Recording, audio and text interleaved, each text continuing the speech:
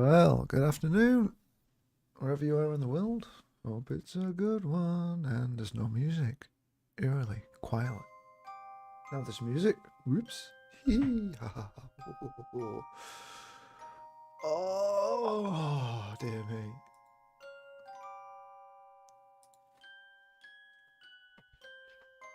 Yeah. So, let me just do a quick notification post. I suppose I should get used to that. Excuse me. Death. Hello from Australia. Hello from the UK. How you doing?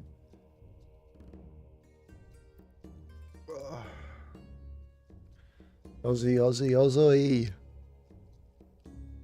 Aha, there I am. Ooh, still doing this notification. Discord. Zip.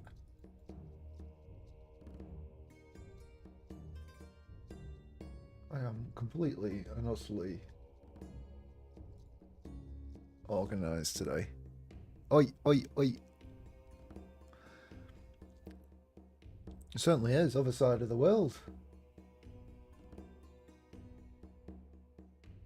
What's it be like, what, midnight-ish around you? Generally around 12 hours as a rule of thumb. Why am I struggling to do a notification? It's really hard.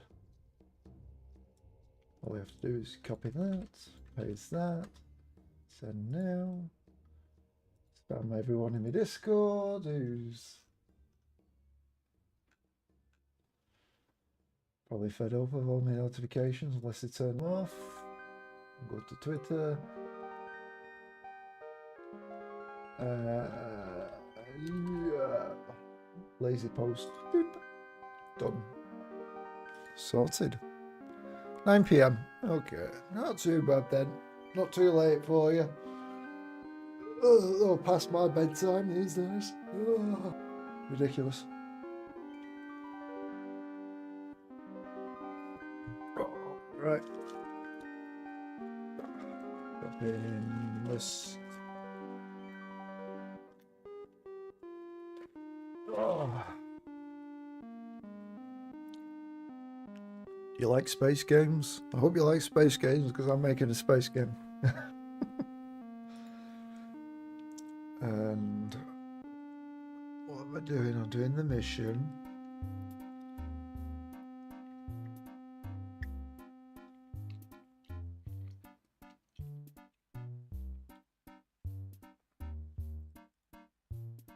And now you freaking love them. Well, you're in the right place. Because I do too. Ever since I played Wing Commander on the Amiga 500. That's if you don't count Asteroids on the arcade. I was a little too small to appreciate and enjoy arcade, nor have the money to pour it into an arcade. So I ended up finding Wing Commander, and oh, how I loved it yet sucked at it. It took about 2 years to figure out how to actually save data, because you had to make a copy of the disk and turn the read-write off for the disk to save data. And then because I never made, or because I played on the originals for so long, one of the discs got corrupted, and then I get to fight Invisible Drouthy, where the only thing you could see was their engines, and that was impossible because even when you targeted an Invisible Drouthy, the targeting box didn't even pop up. It was like, yeah, that's my disc corrupted.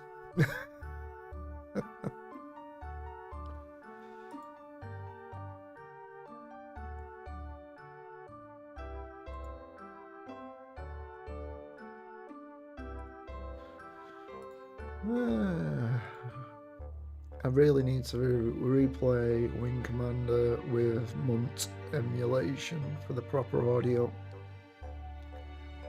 I was watching the video the other day with I think it's called MUNT, or that might be the DOSBox variant, but they were using not Sound Blaster but some other one which you used to have the hardware for, and it sounds so close to the original music on the Amiga 500. And the Amiga 500 music, like the combat music, would always give me an adrenaline rush. Never on anything else, and when I'm listening to that combat music, I'm still getting that adrenaline rush just from hearing it.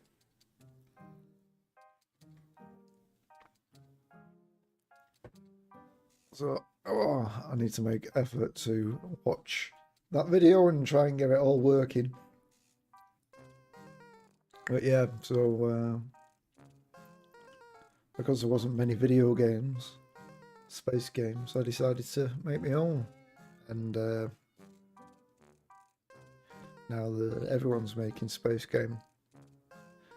And I've only released one commercially, and now the second one, which is in early access, which is what we're working on today.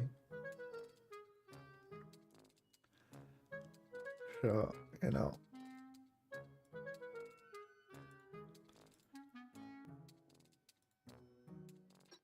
Now, this is going to be the mission. I just need to go through and check for obvious mistakes.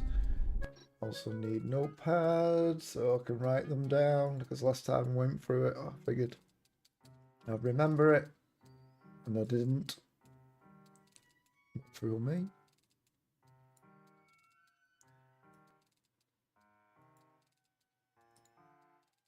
There's notepad plus plus. Yes, another tab. You can find via that link. That'll take you to where this is. Well, you can find me a developer. It's called Absolute Territory, which space combat dogfighting sim. Very much Wing Commander inspired.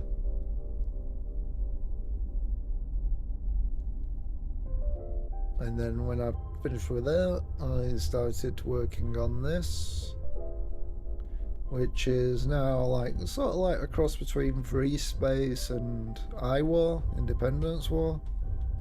So you're now flying a Corvette ship, or Corvette ships, fighting between like fighters, gunships, up to really big warships, like battleships sort of thing. And this mission is going to be the next chapter. It should be in 2 months waiting, so now. And I'm just trying to get a feel of, does it feel right? And I think the first thing was maybe frigate spawns in here.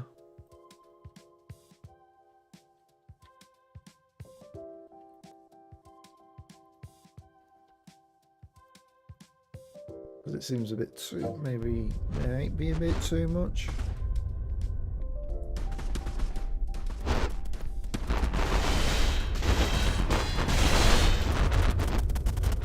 Let me know if the audio drowns me out, because it's loud in my ears. It's already on one.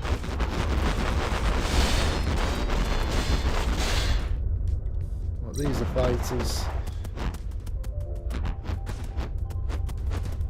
Oh, so my wingmen are engaged so they can actually do something.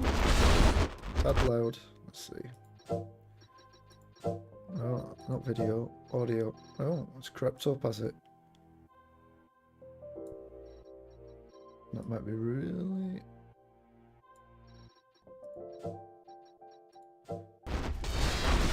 Any better? This is like the loudest it will get with all the impacts going on.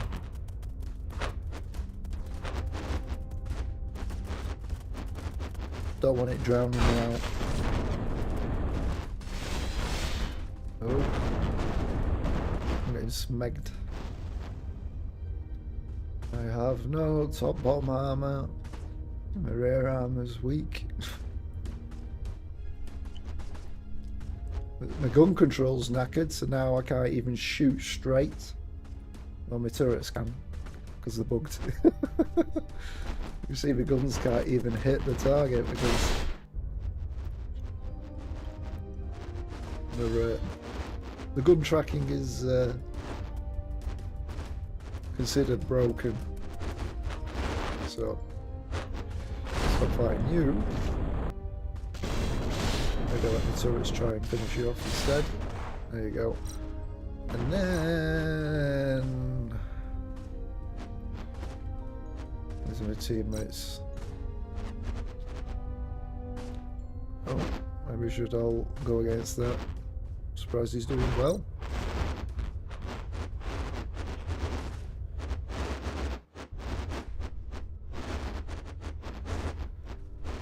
Gun control slowly getting repaired. Sensors also need repairing.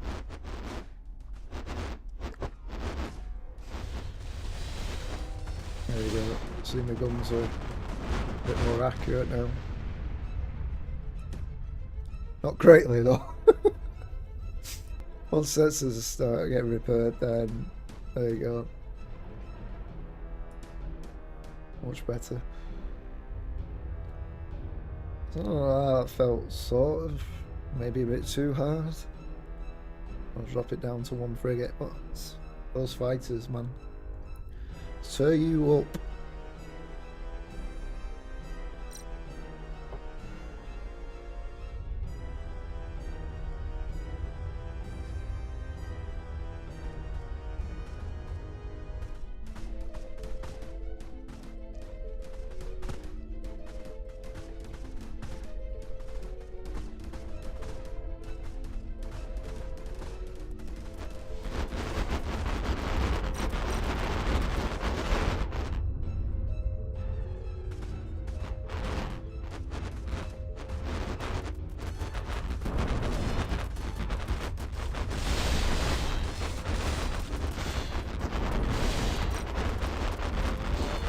While my ship has armour everywhere around it,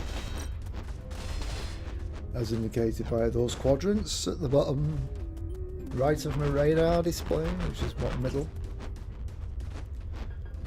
these fighters have mostly forward protection, a bit of rear, but definitely not directly behind them. So if you can get behind them,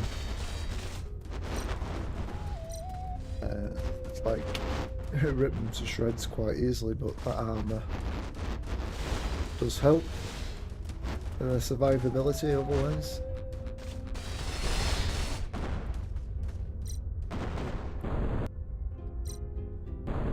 Oh yeah.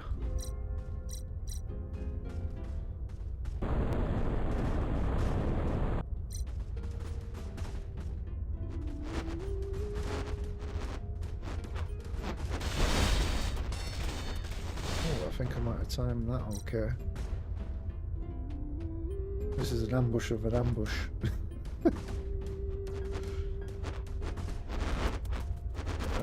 That floats on top of the screen, that's no good.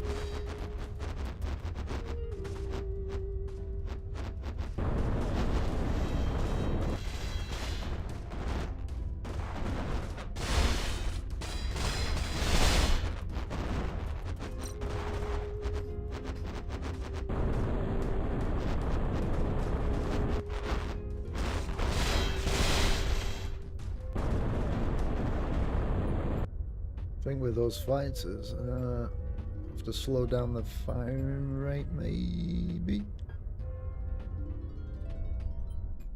Alright, so that's in our convoy, and that transport follows us. And then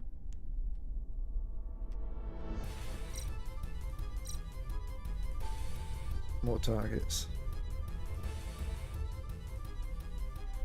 I'll tell you to attack. Oh, wrong one.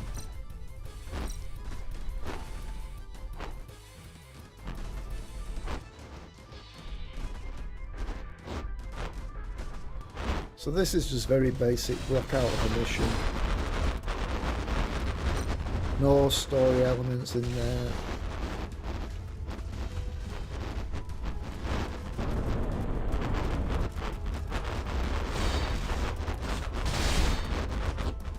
Just to get a feel of how we cope, and it seems like my wingmen are coping very well, and it's just me who's struggling.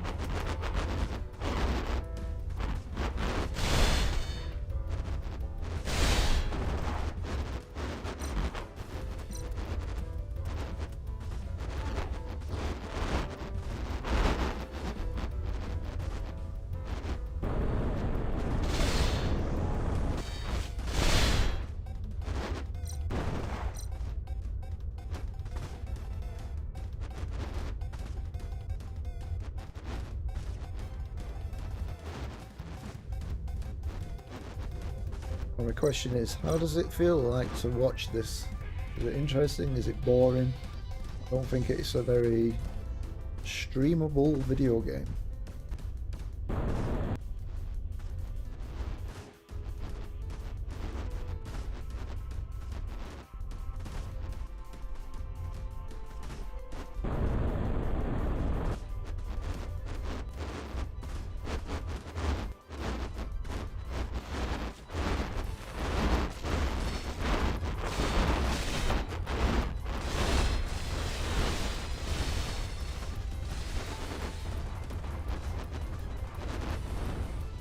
Okay. Ooh, I nearly lost the transport. The transport's still with us. Good. Okay. So that's us. That's it. It sums out the gameplay of the mission. Not much else.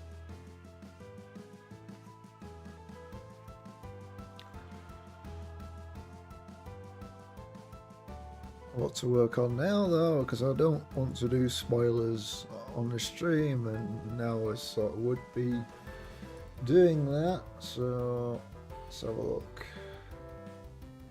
Try blocking out the next mission.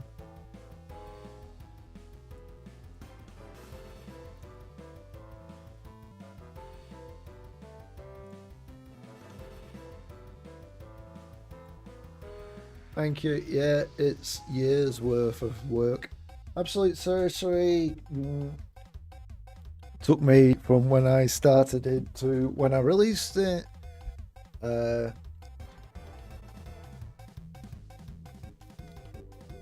years. But that's probably more 5 years of actual development, because there was long periods where I did nothing on it. And it was only in the last 3 years that I really knuckled down on it and focused on getting it out the door as a complete title.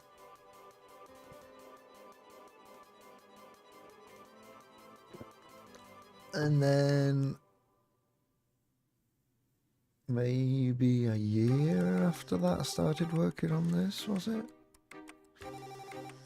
Can't remember when I started on this, but yeah, everything takes ages, life gets in the way, and therefore things take even longer.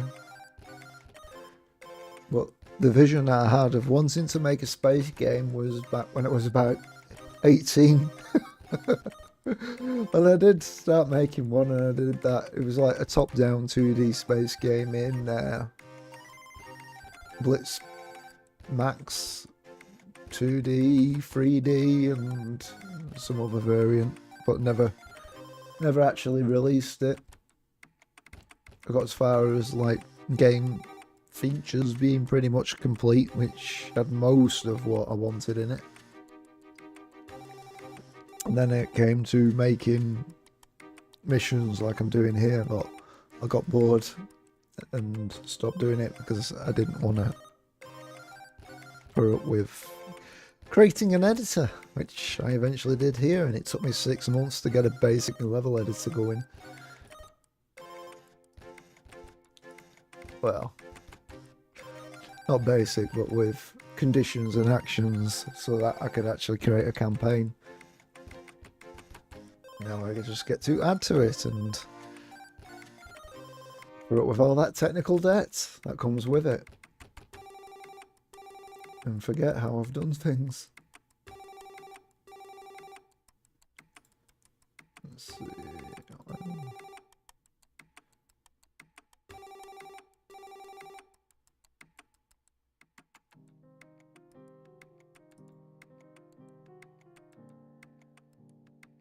No, it was actually about a year after released Absolute Territory, like November 2021, where I've got a backup of like my first build. So maybe October when I started that. But yeah, it was like people were saying they wanted space games with bigger ships, so I was like, I'll make space game with bigger ships, and then no one's interested. Such is the life. So I'm just going to enjoy it. I'm trying to make a space game that I would love to play. I'm just shit at making story, and this one's an attempt to actually having a story and improving the writing on it. No, I've never worked for studio. I've never been in any game dev studio. I used to work in a software house for about 7 years. That was like 11 years ago now. So it's all really wanting to be a indie developer, wanting to be a game developer, and I did try and apply when I left college and that, but what they taught me in there was not transferable skills to understand or even get my foot in the door there. Neither was having my demo of my game.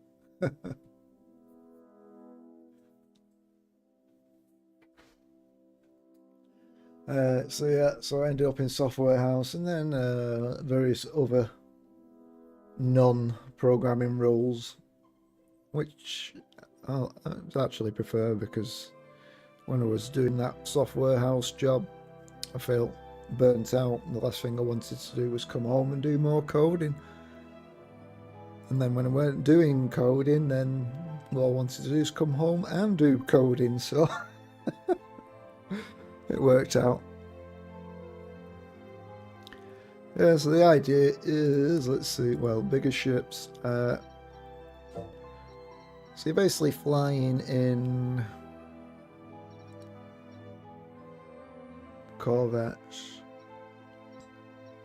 basically, which is about approaching sort of similar size of a frigate, if slightly smaller than the actual frigates, because they're meant to be more maneuverable. So we've got frigate, destroyer, light frigate, another frigate. Now I think, oh yeah, so I can actually survive, I'll just turn on my PDC, and now my PDCs are my auto guns, which will just specifically target and shoot down missiles, but they're overly effective because it's a bit of a cheat, because they do passive damage as they pass by, and that passive damage seems to be a bit too much maybe. So it's not really balanced on here, but you see here's some of the ships passing us by with the thrusters, and currently the biggest ship we've got is this cruiser, which is a very large ship indeed, and very difficult to take down, but you can target like their engines, which are destructible. Since I don't have any primary weapons or anything like that, that's not going to happen.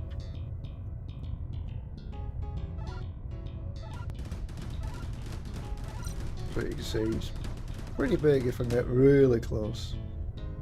It's like, oh, wrong side, there you go, there. It's huge. It's hard to get scale, because like, that's 2,000 meters away from me, that ship there, and that's like just, well, it's in meters obviously now that you know. So it's very hard to get scaled on there with things that are far away, and I think part of it, what I would want to do is like, so the size of that ship now is, I'll probably, if it gets a bit further away, I want to still be visible enough to see the profile until it's like considered a real far distance away. So I want to fake scaling, that sort of thing, to make it a bit more obvious. And the sizes are fairly realistic, or maybe slightly a little bit more exaggerated just to try and get a bigger appearance, especially with some like collision boxes on the fighters, because they're very tiny, and it's really hard to shoot a fast moving vessel moving around at 700 meters a second. And you can do all sorts of minor maneuvers to avoid long distance weapons hitting you. So I had to add faster muzzle velocity projectiles with lower damage, which fired faster, so we could actually hit them. Because trying to hit them with like larger weapons, slower firing, more damage is just pretty much impossible unless you're right in the face.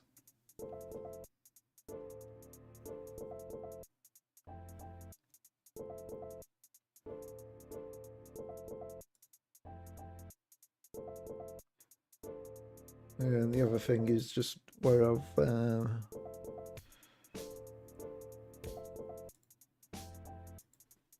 so chapter 3, mission 2.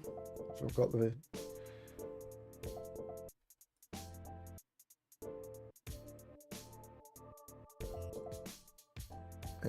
got the file name right format. Well, yeah. Well, the biggest pain in the ass was to do with floating point errors, which is most notable for stuff displayed on like HUD elements that is rendered directly to the camera as a UI, because all you have to do is like travel 5,000 meters away from the center of the world and it starts to jitter. And given that we can move and accelerate that quite quickly, it's only a matter of seconds before that happens. So then I had to, in effect, come up with my own floating origin or origin shifting routine. So basically, whenever the player moves, it will then move every other object and the player offset by how much the player moved in that direction. So the player effectively always at 0. And that was difficult to get working. And we made some mistakes in absolute territory. So if you fly really far away from the center of where you started, you'll actually see that when you start firing your guns, the guns are all over the place because it wasn't actually truly a floating point origin. I thought it would have been based on a local origin. Because before I just put all game objects in a child object and then just move that object, but that didn't work. So now I'm literally moving all over objects, but then there's still the issue that if the ships were fighting at a great distance because I've flown away from them, then they're going to struggle to actually cause any damage to them. So the gameplay would fall down at that point.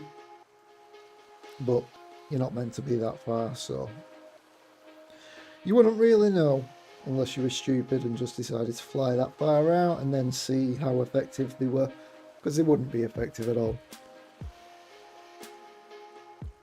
So then in my next game idea, I would like to have a more of a sandbox world, just to fly around, like a little sector where you're defending shipping and preventing enemy incursions. So that would be like having assets existing in the world and moving around in the world, not local to you. So then when I come to do that, I'll have to handle how I'll deal with collisions. So it'll be like I can use Unity physics module for local stuff to the player, but if you get far enough out, then I'll come up with my own basic sort of like physics model that is emulated local to the player area, but the player can't see that simulation acting out.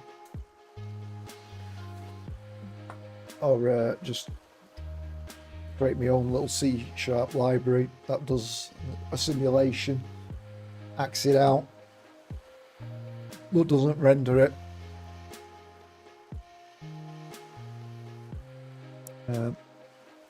But obviously returns the information it needs to, so that when the player comes in range of it, then it looks like stuff's been ongoing.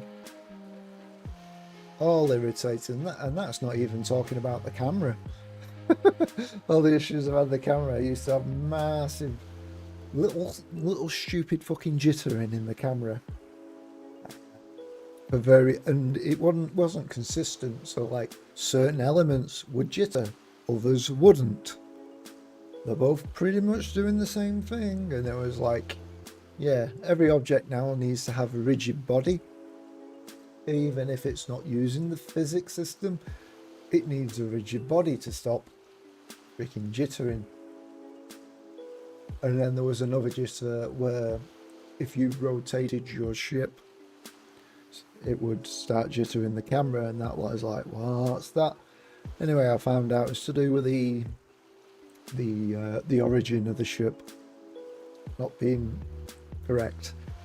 So then if you're rotating the ship, it was actually rotating on all axes and also updating the position, which is like, no, you're supposed to be stationary. You're on a freaking axis, and if you turn left or right, you shouldn't be rotating in any other axis, and you definitely shouldn't be translating.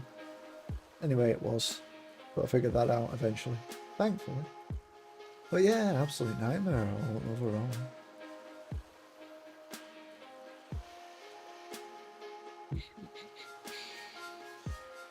Right, this will be an interesting one because I want to be able to have the player disable ships without destroying them.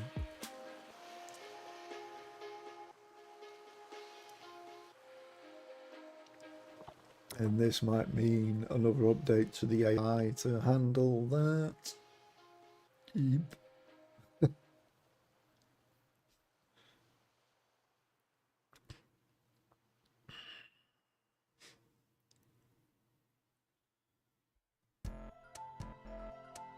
So it's like, how am I going to do that? Excuse me. Well, let's do it how we always do it and just get started with something.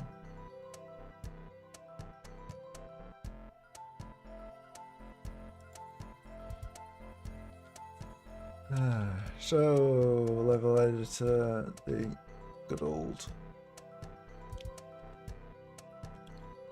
It's not even centered that.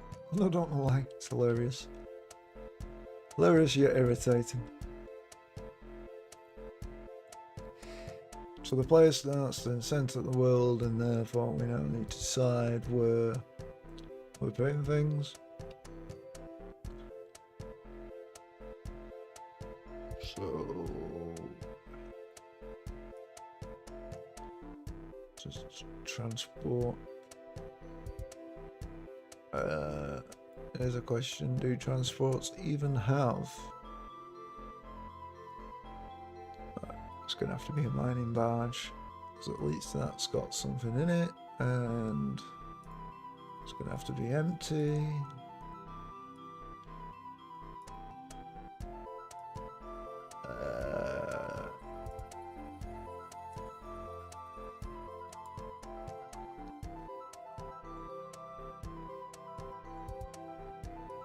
Save as.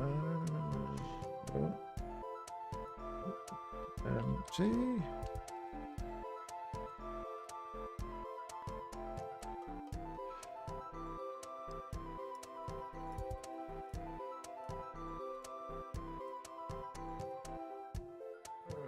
So part of this needing is that the ships need to be set up that the engines are subsystems and can be damaged. And well, let's do it in here then. So this has some subsystems. So it's got engines and various other subsystems. So that one's okay to use. How about this one?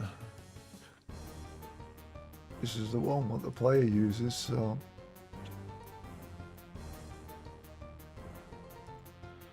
I guess so.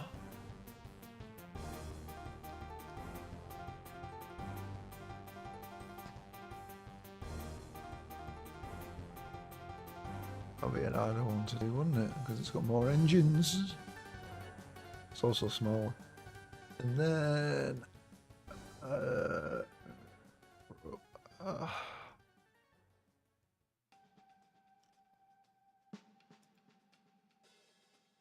yeah, transport.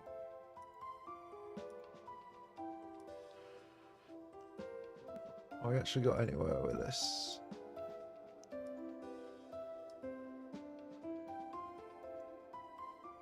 Oh.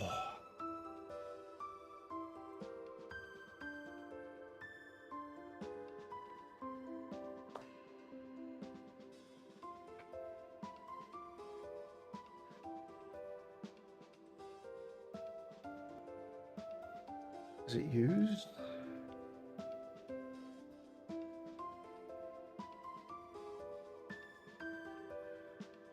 Must be used, surely. No? Okay. So this is something that I've not... It's based on that one, isn't it? Ah, yeah. So it's like getting started on doing this one.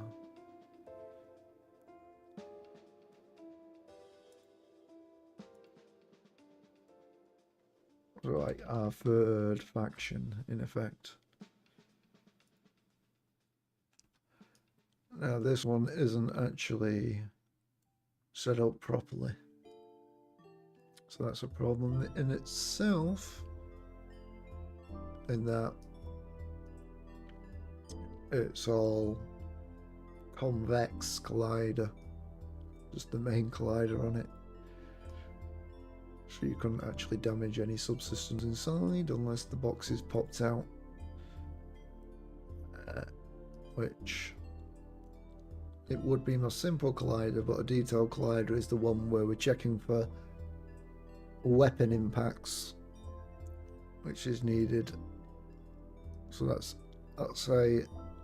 an attempt at improving physics performance checks.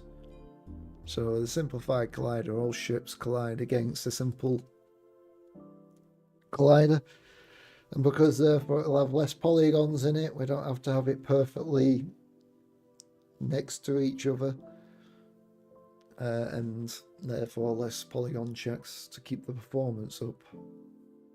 That's the idea anyway. Whether or not it's greatly effective, who knows? No, possibly is better than what the other idea was. So it also requires a bit of effort to set up all these ships and break down the models in Blender and make all the individual colliders to make them concave. But we're not going to do that now. As long as that works, then we're okay. it says so.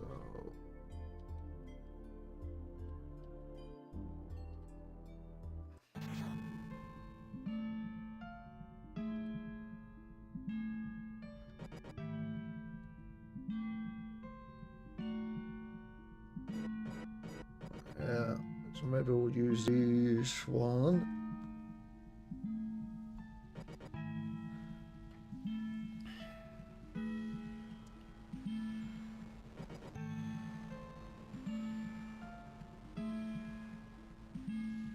Question is, do we use it all the same stats as all the other transports?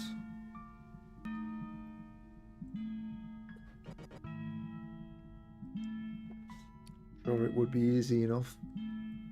Every transport is effectively the same.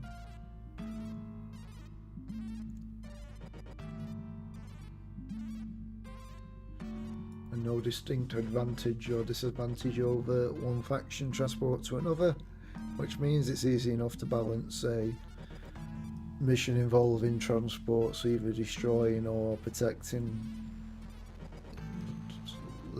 Well, no. Maybe. Let's see, so we got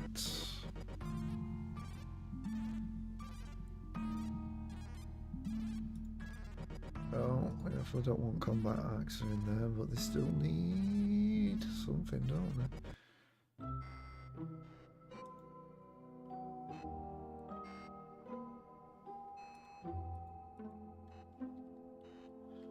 How did I set up the other transport?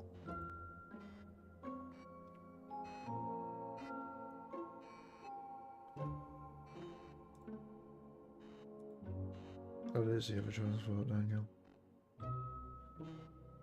So why do we not have there? Do we set it up?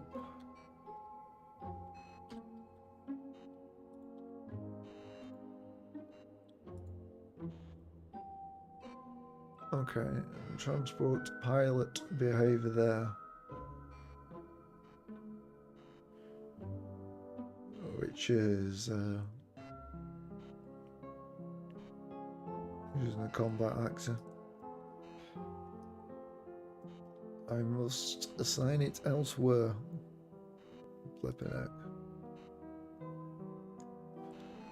Okay, well, let's just put this model in and see how broken it is.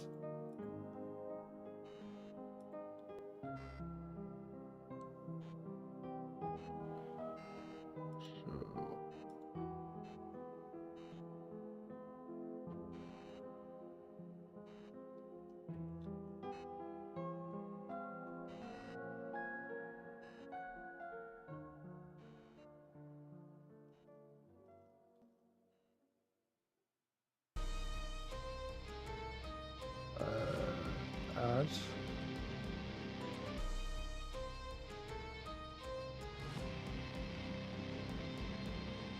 Right, transport.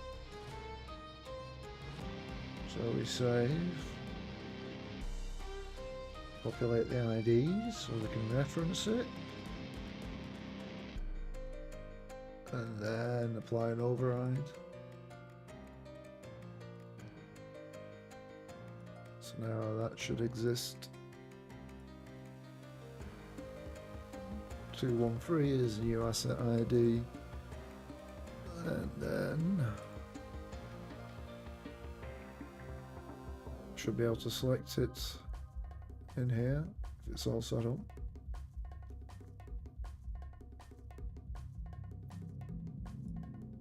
There you go.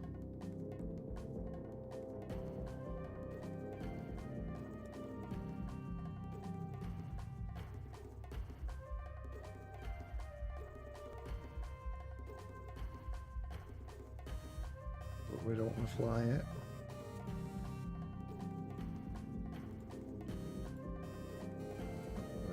Let's just place that there.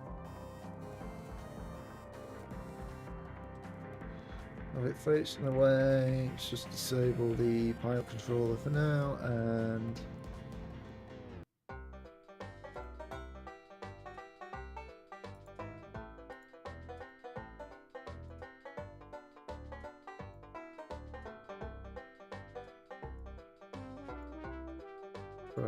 guns on here.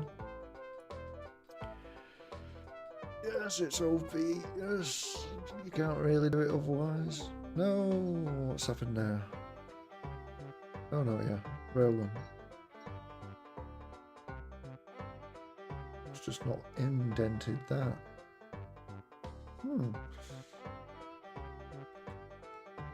Good to know.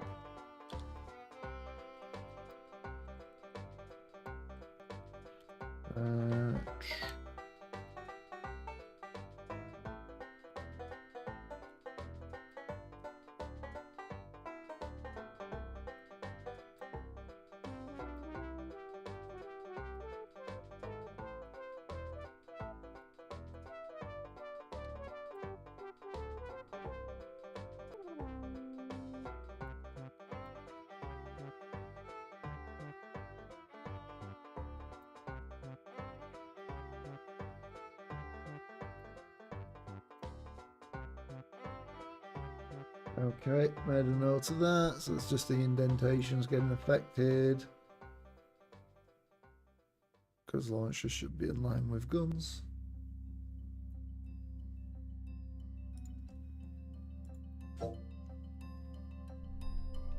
Alright, so well, maybe we should tell you to hold fire so you're not destroying it, but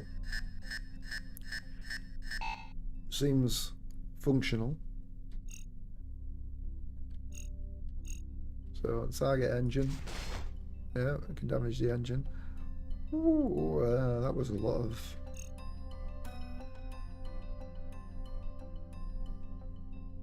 damage to the hull. How did that happen?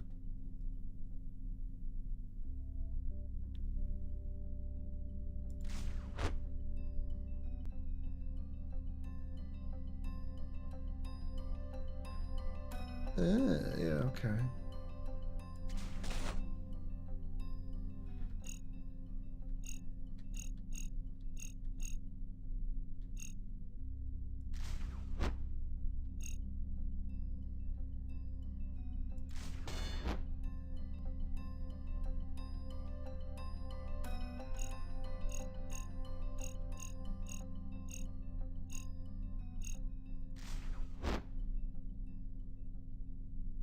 Right.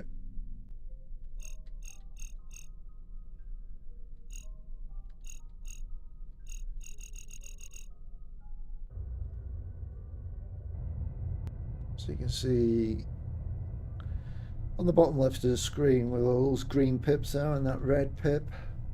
So that red one's saying his engines have taken a lot of damage.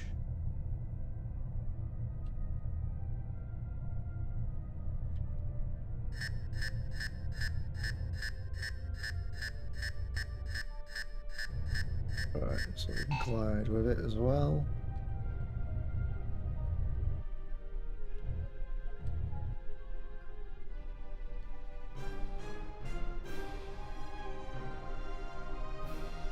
Yeah, so its thrusters do work, it's just very slow.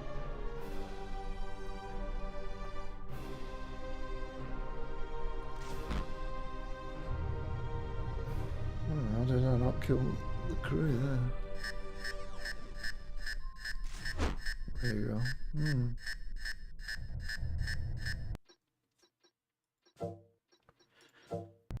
So that works. Now the question is, what do I want to be doing with the basics? So we're going to have transports, and they're effectively trying to escape.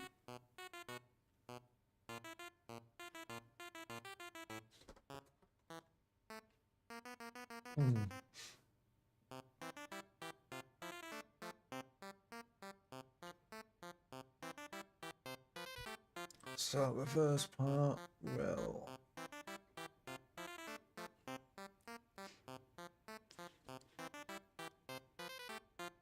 yeah, have to be.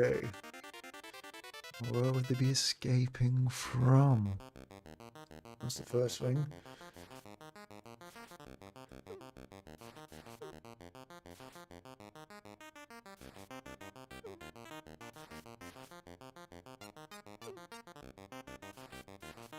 So we need an asset.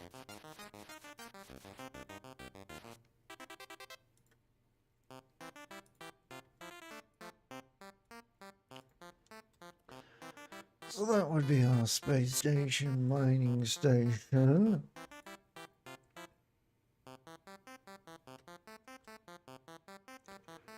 It's not rotation. What's its position?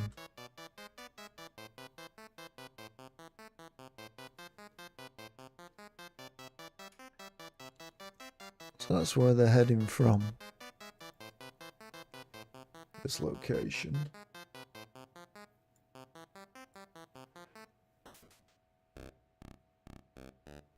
Also, they're not going to be enemy.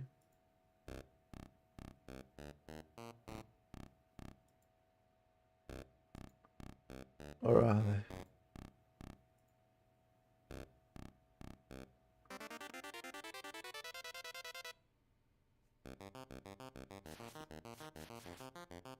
See, that's the other thing. How do we handle that then?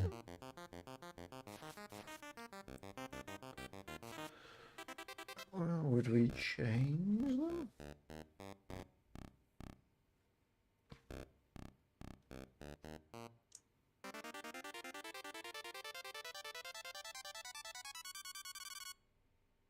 Yeah.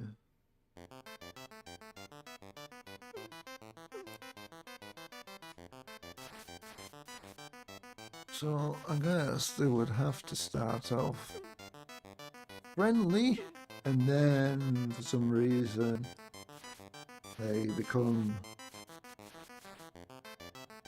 enemy, so that the player can have his wingmen help him disable them, and then we'd have to worry about, well, what happens if they end up destroying them.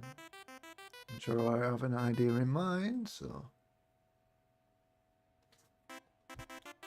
we don't have to worry about that right now, but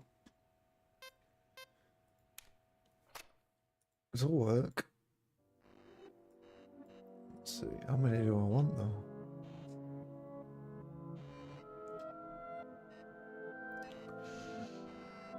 Do I want to start there or another end? Ooh.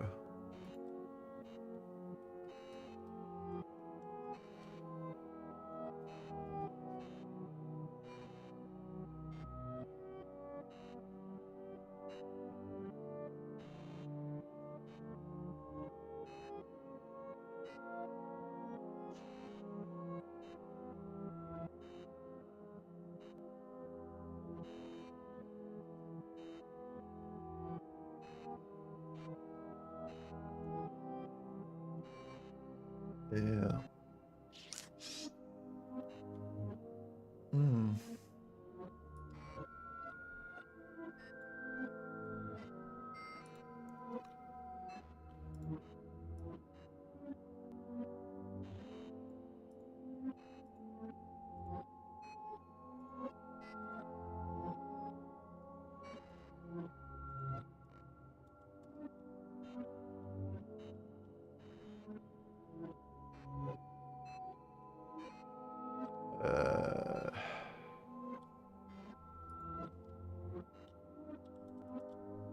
Let's just see how that's visible on screen. That's the other thing as well.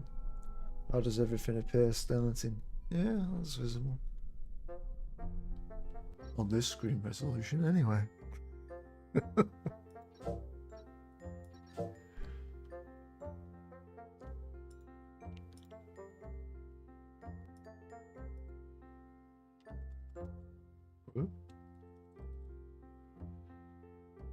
Yeah.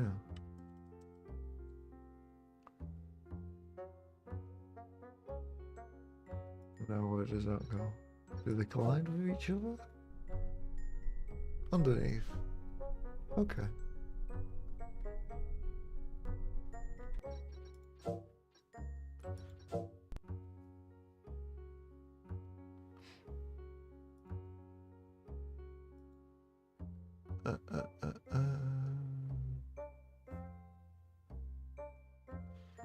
Well, starting off there though, that's not good.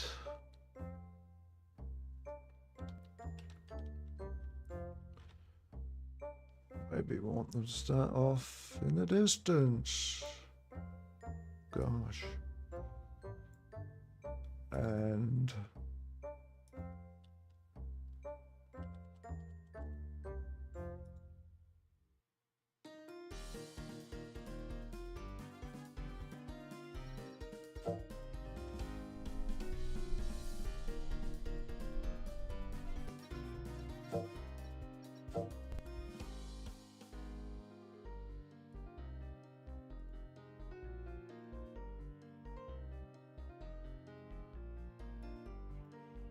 a waypoint,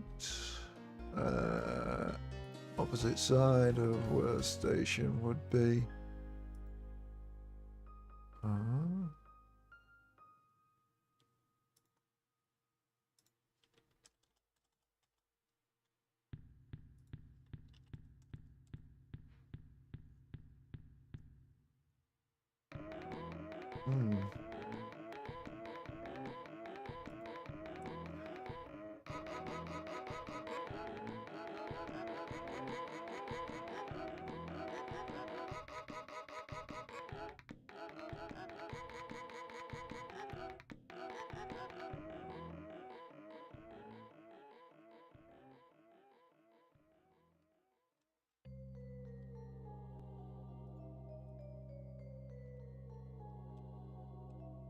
Right.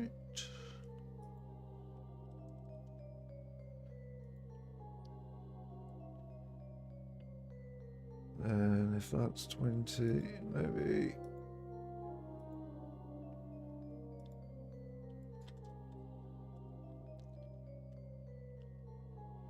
about 40,000 distance.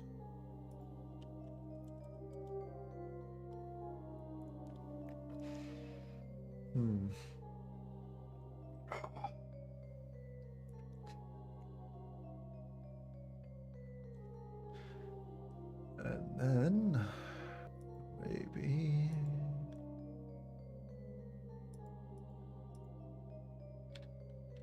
a bit further away.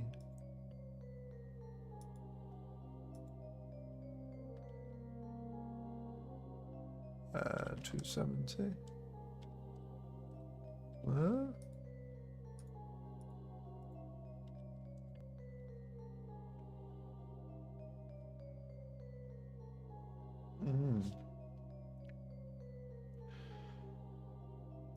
Right, so let's just consider speed of transport.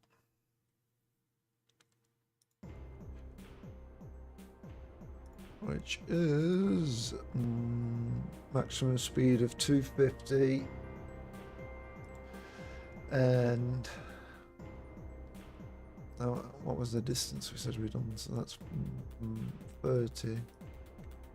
So 50,000.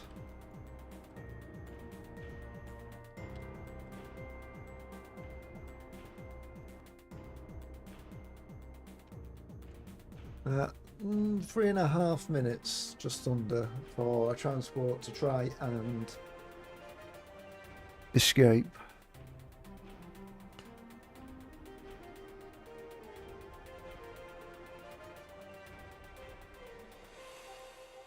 So maybe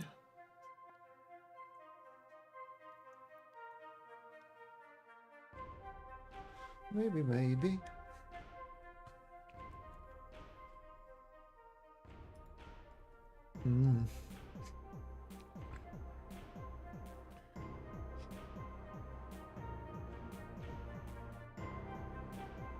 Right, conditional actions, let's just get it working.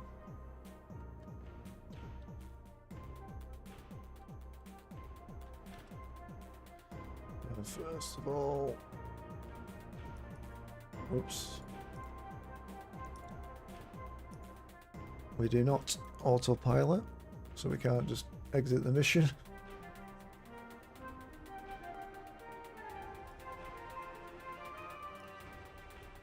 And then placement, let's see, T1, so that's transport 1.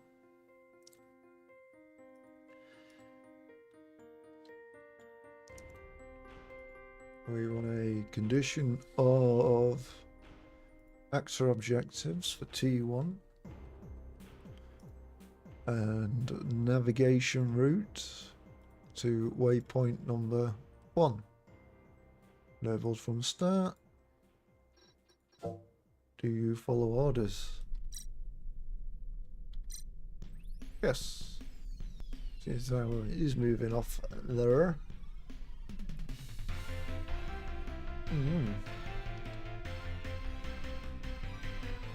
And there's an old reference there. Flying away, banging on. What are you complaining about? Combat slide. Yes. Do not expect transports to be able to combat slide. But why there? Oh, it must be.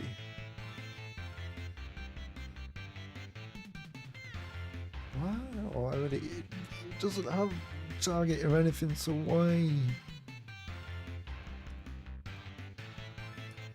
Also, why don't you just show me which, so we can guarantee it's this one.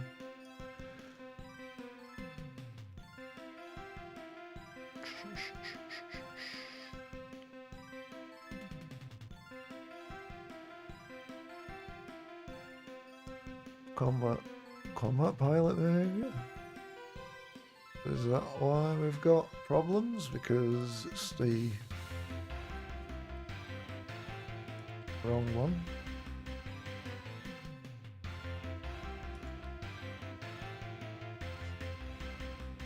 Because this one uses transport pilot behavior. Which doesn't have the combat slide in it. Back here, combat pilot behavior. Bye-bye.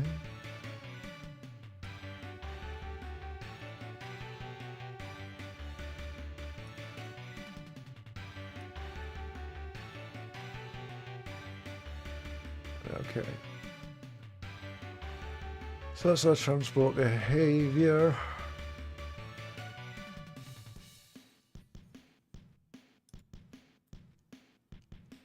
Let's see if it'll do that without any errors now.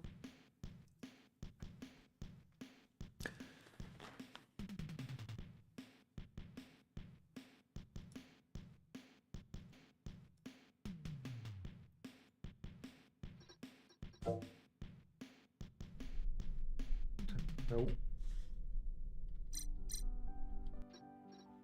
Combat slide.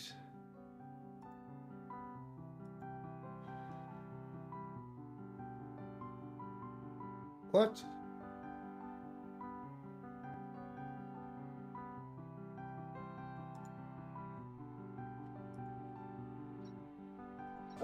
Yeah, okay.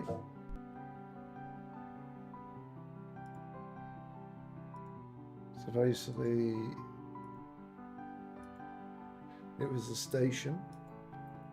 The station doesn't move, so it shouldn't have a pilot controller enabled. Because it's a new, first time I've ever had a station in there, then it was like, yeah, okay.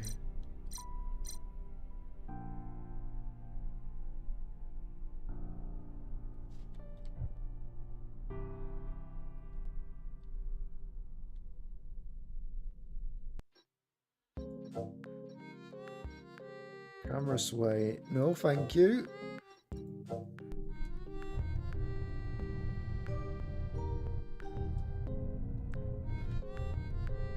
Where we have camera sway, but not camera bob. That just feels so static. But it's also making me feel dizzy. So that's well in its way. Probably take a little longer than 3.5 minutes because of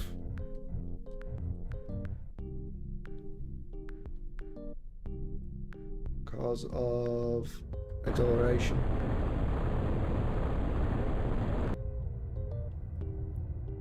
Assuming we've even done the math right.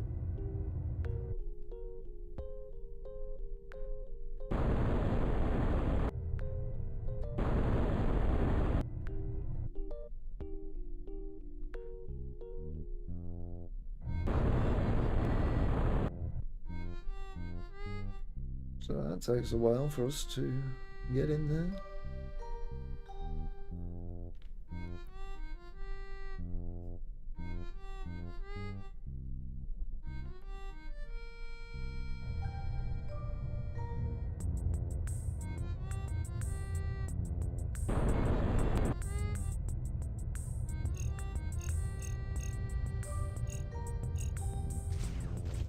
Whoops, that was the reactor. What would I do if I do the reactor?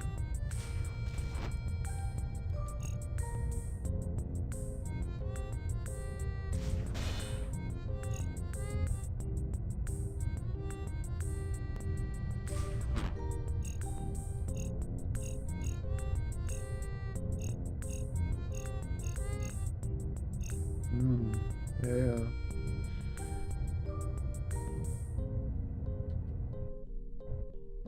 Well, you can see it's now going to take even longer for it to get there. So if we literally get to that point, then yeah, your engines are dead, mate. So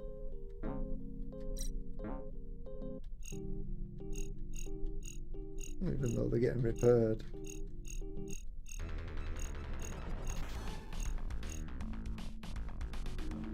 Or are they getting repaired? It doesn't look like even reactors getting repaired there.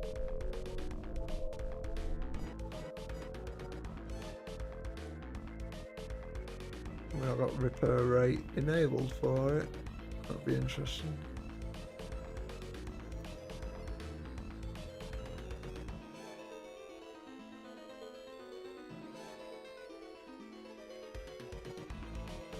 So I'll be looking at this and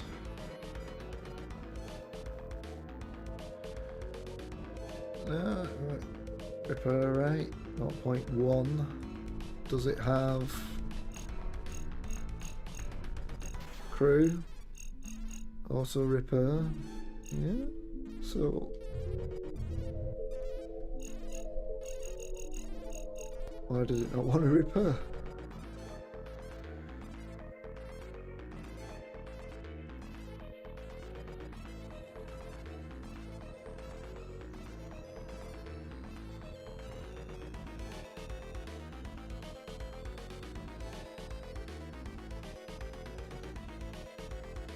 Let's have a look at the subsystem damage control.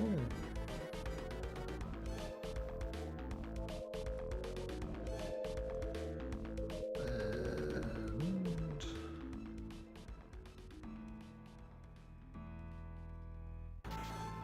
update.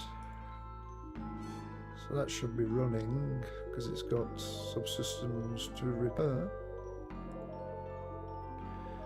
And it's for the T1, and we've got 2 subsystems.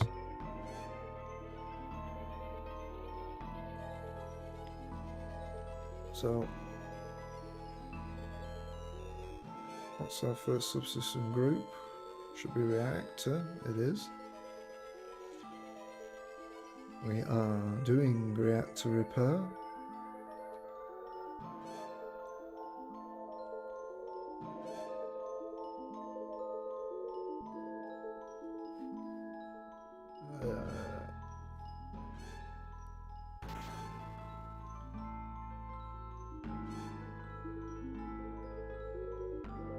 It's alive, so that's fine. Doesn't need to be brought back to life. We are repairing that subsystem.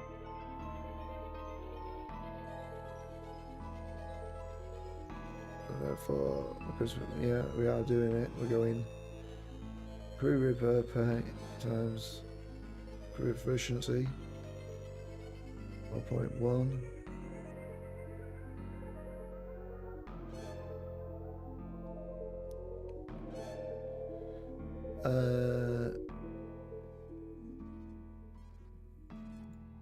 Why would you be less than 0? Because we're not damaging, are we? 0.15. So we're then saying we're regenerating health.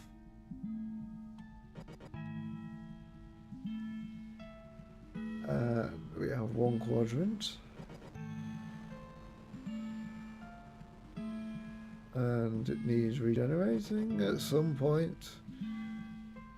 Oh yeah, there we go. Perfect timing.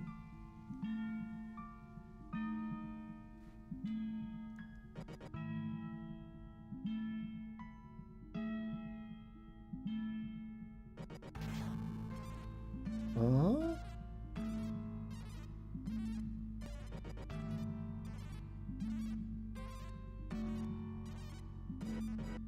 Alright, we didn't get out of the loop, so it's not 0. We regenerating it. That's a very small value. So is it just like, yeah, it is, but it's like practically nothing. Probably. Probably. Let's have a look at another ship then.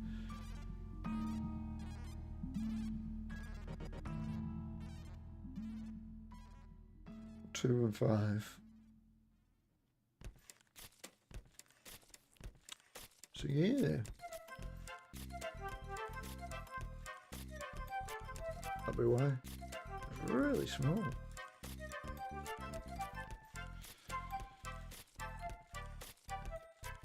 Uh, 15 and 12 and...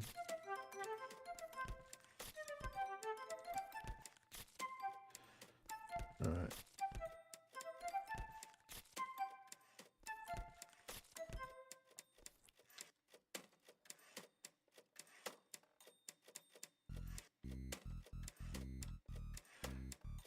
See if that's too much.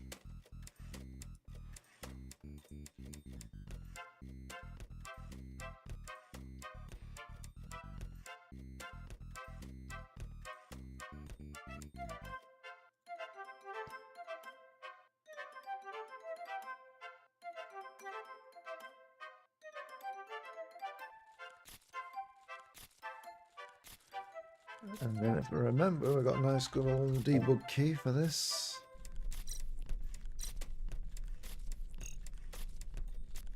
There you go. What the heck was that?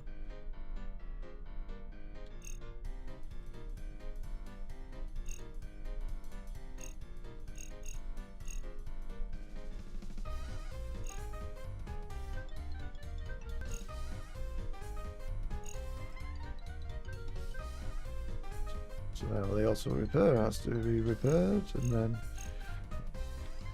even the crew needs to be repaired. It's like, oh shit.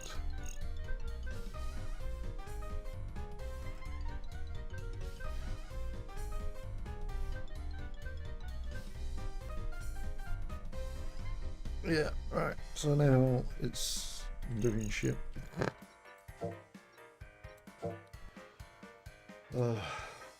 Bad enough already.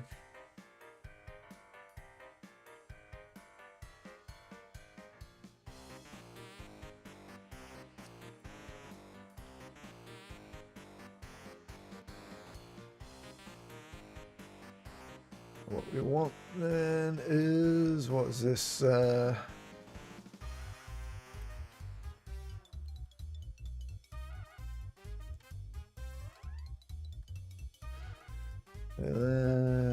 then T1 engines. And I'll say it's destroyed or crippled or whatever. And then we have, so condition.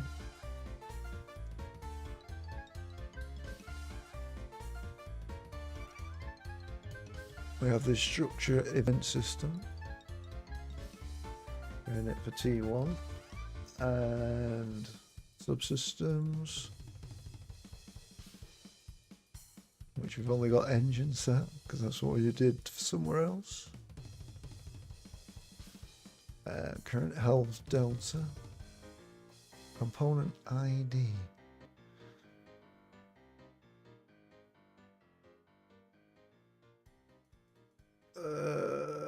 ID, what are we doing ID for? is it used? I cannot remember.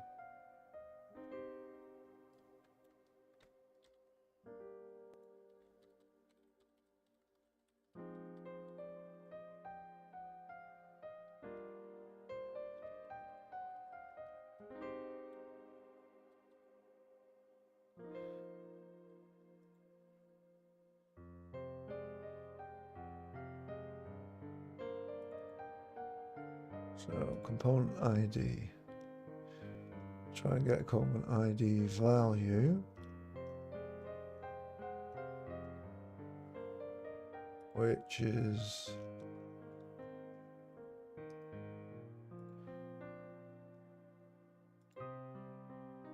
there it is, it's in here. Okay, so if it's 0, then it's for all. Group collection.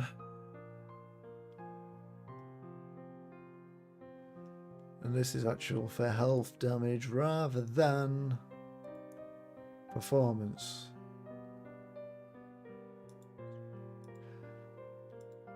Which I suppose is fine. So for all of them. Value. Current health delta. What point? Like 25%.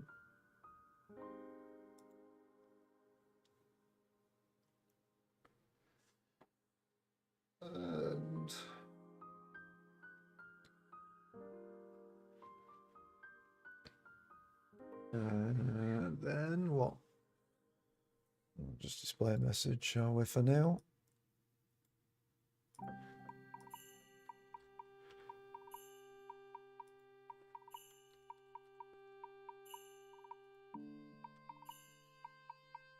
Be on start as well. So T1 subsystems engine current health delta less than or equal to 0.25. Send a message.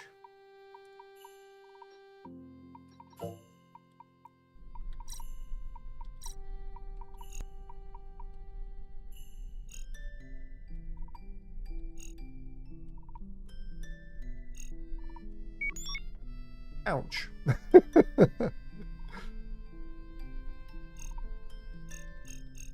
Was it repairing the engine that quickly? Well.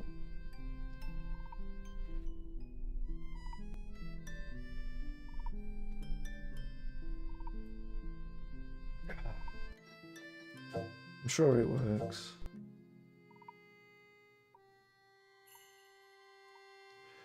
Is it for like, say, 0.75, then that should happen a bit more quicker.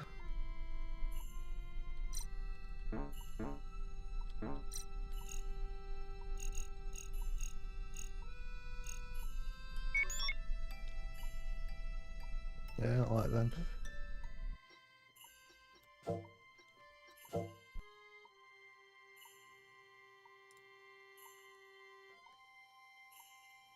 So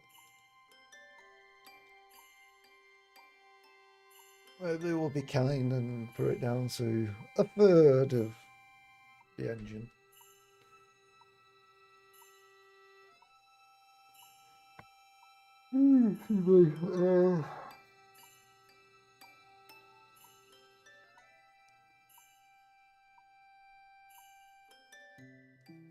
So that works.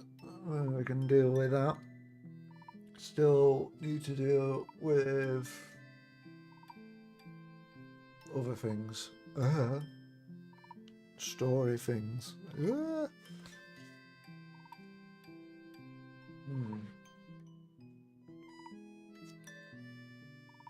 That's about to start again. I'm going to take a short break, give myself a leg stretch. If you're wondering what I'm working on, check out the link in Twitch chat if you're watching on YouTube. There you go. Take you to this game I'm working on, space combat game, like cross between Free Space 2, iWar. That means nothing to you. Think of it, space dogfighting with Corvette ships, punching above your weight, taking down frigates and cruisers and destroyers.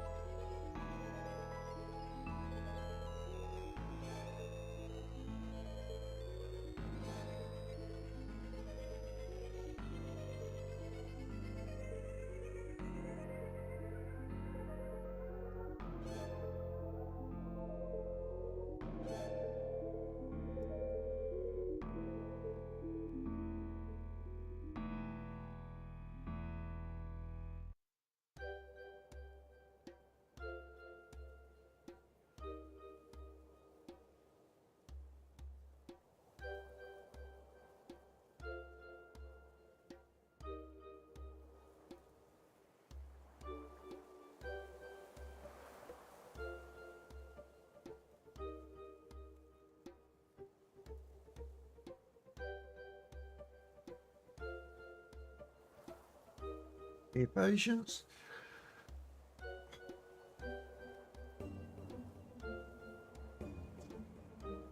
Despite the sun being out, it feels I'm quite cold.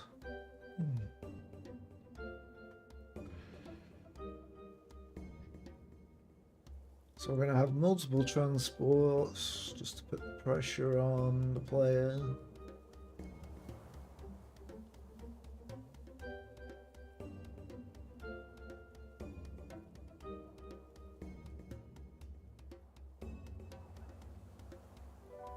And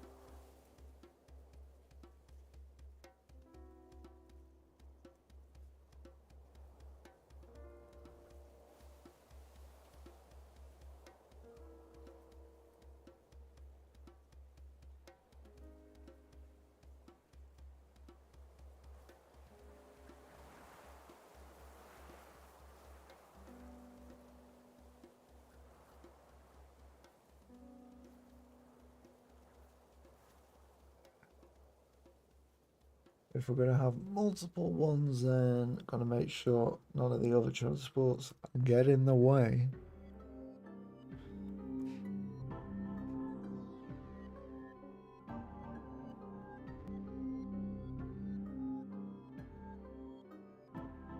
Oh.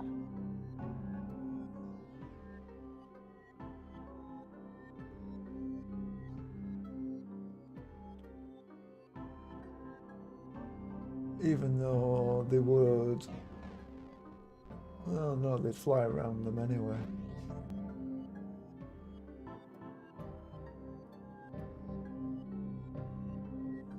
Wouldn't they?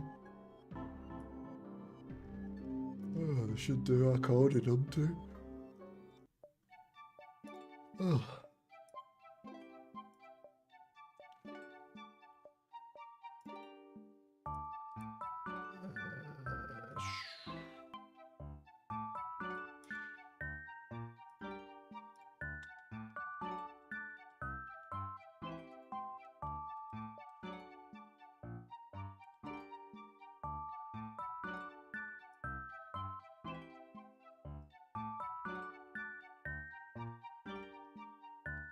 T2, and then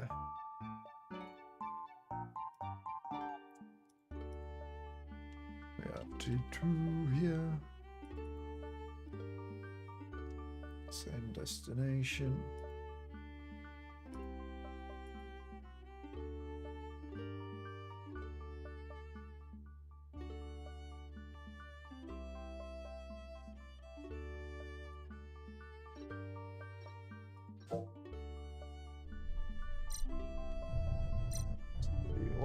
T2. So eliminate the crew. It also repair, so now it's going to be even harder for it to do this.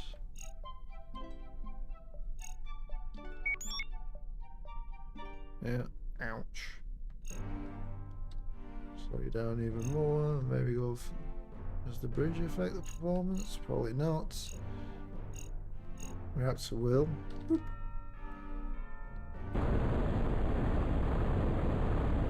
So now you should be effectively crippled at you would be overtaken.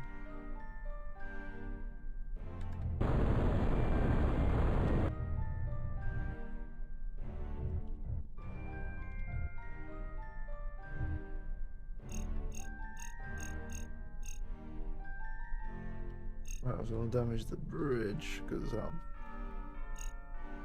one of the more important ones. Oh, there we go, he's overtook. Fully passed, obviously. So he slide off.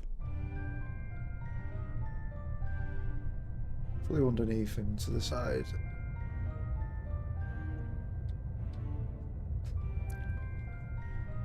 Oh, I think then.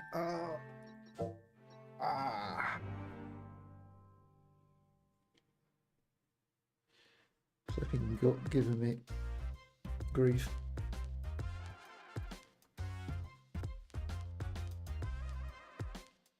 Not quite as painful as when the appendix burst, but still quite painful.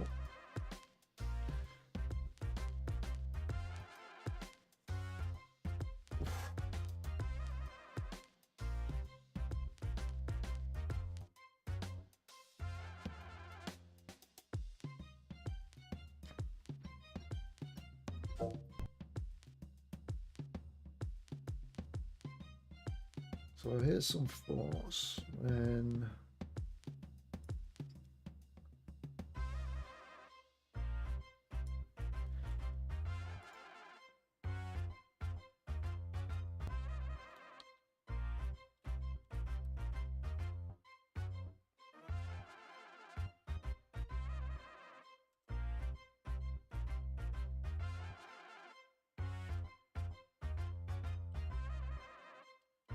so with this, then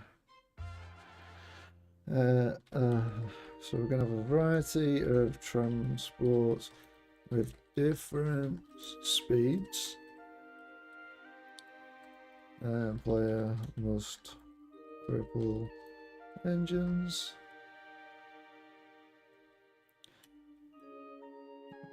Before I reach the waypoint.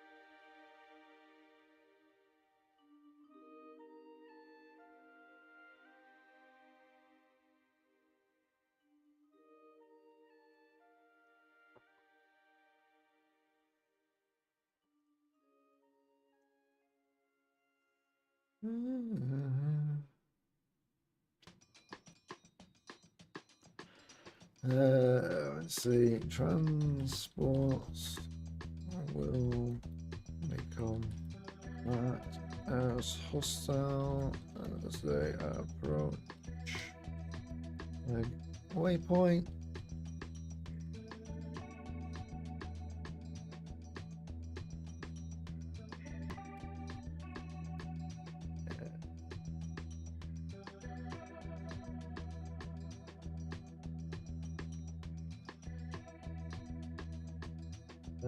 Transports will become neutral. Flipping out neutral. We never thought about that one, did we?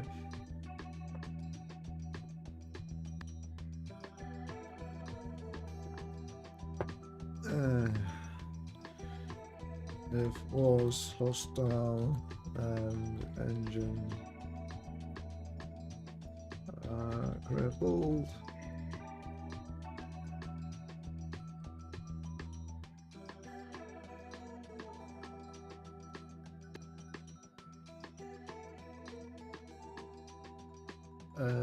Some transport will have turrets and will fire on flyer.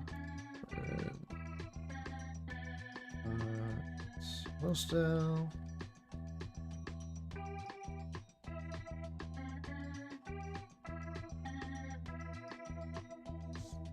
Obviously.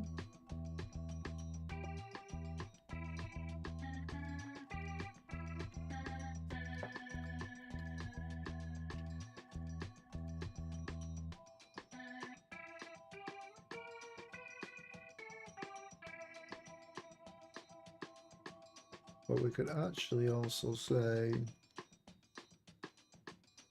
don't unless damaged.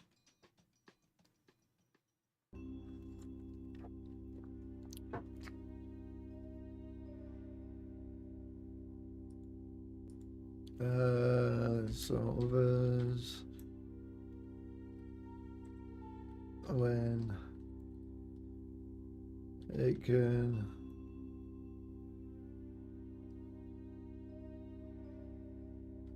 X amount damage to armor, maybe? I don't know.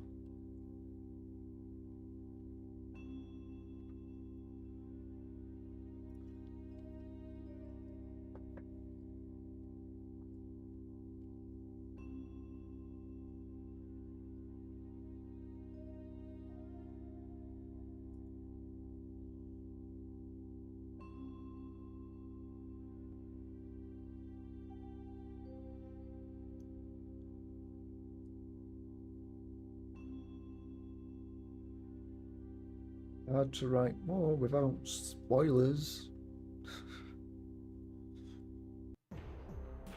It's going to be a very meaty one.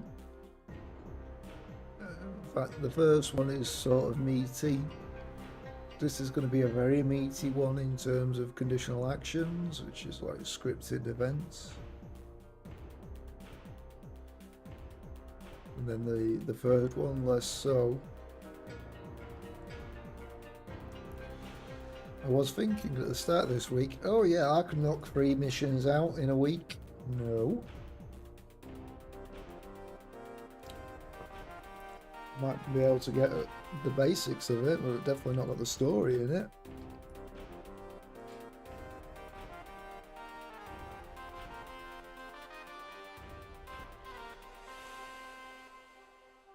Which makes me wonder if I don't want to really spoil stories.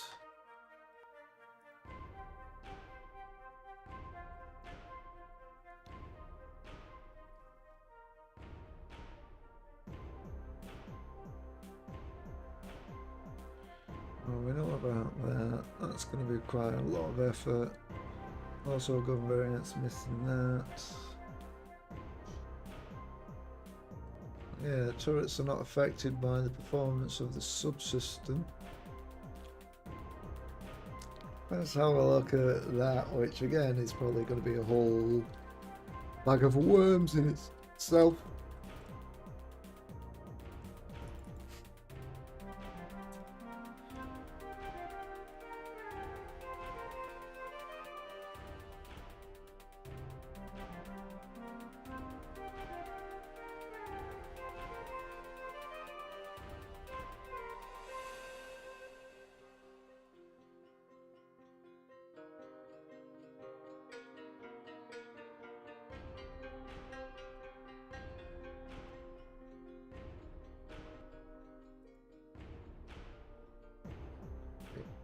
Turret group control.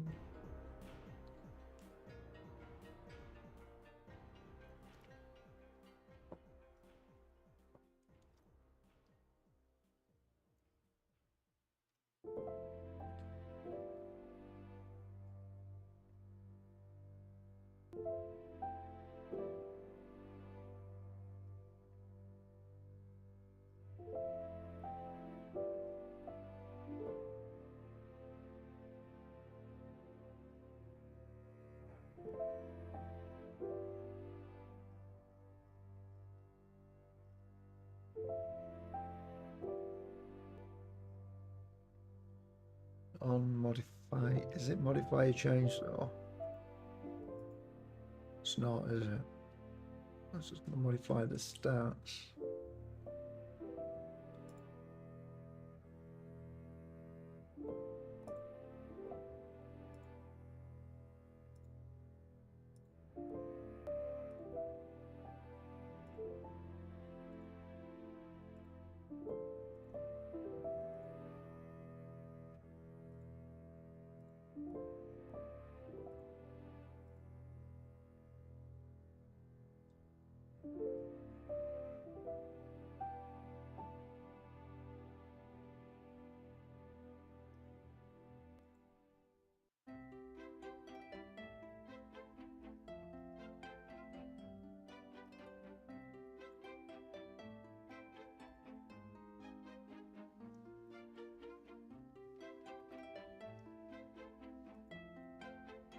Right, turret control, it literally controls the turret. It's its AI in effect.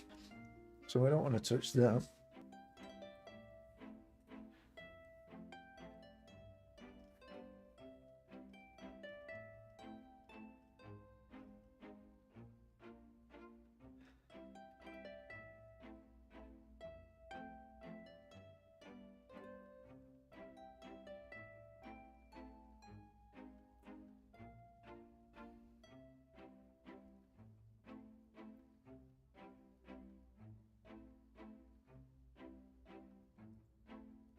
So on subsystem and damage control,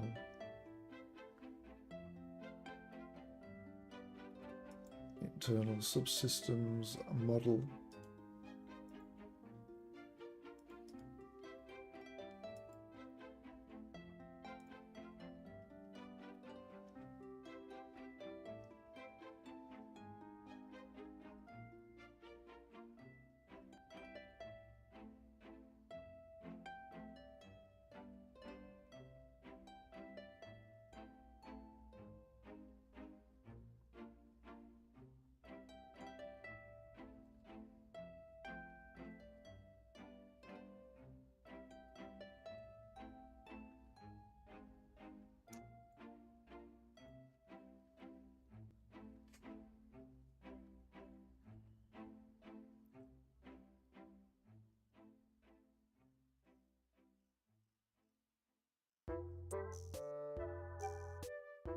So calculate subsystem efficiency on damage. Subsystem module. Invoke that. If we look at guns then, on modifier change.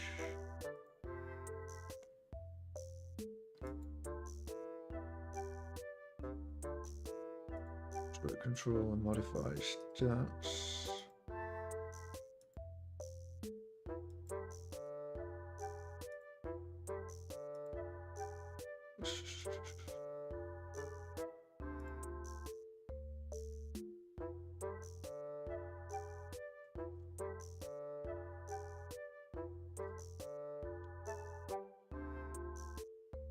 System modifiers on modifier change. Is that the one?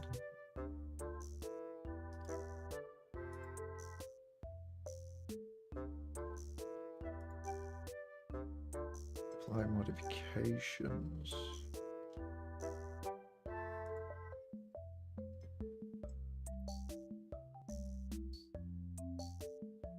Which is when it's enabled, so no.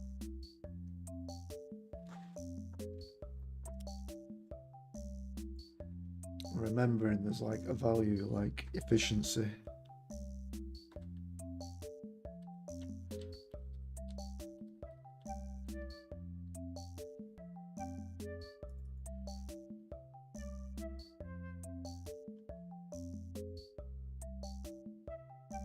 Yeah, let's see, efficiency.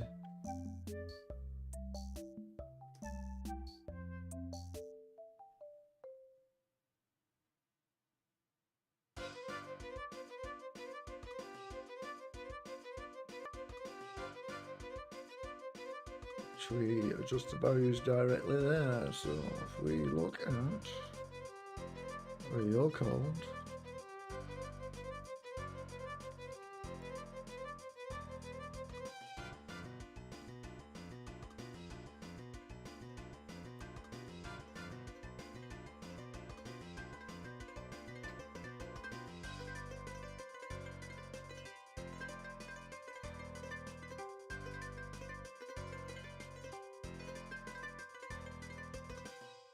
yeah.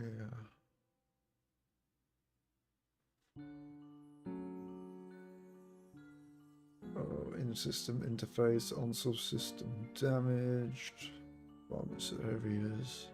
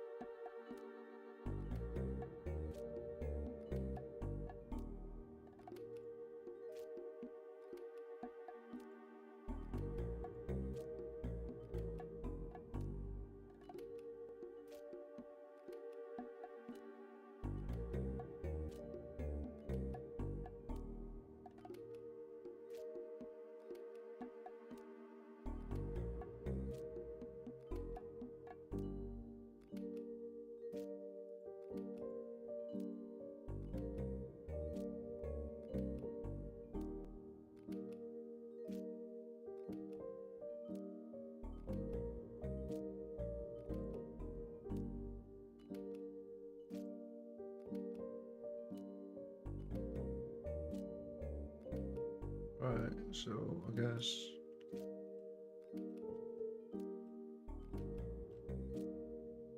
that's the V to group control that can do that.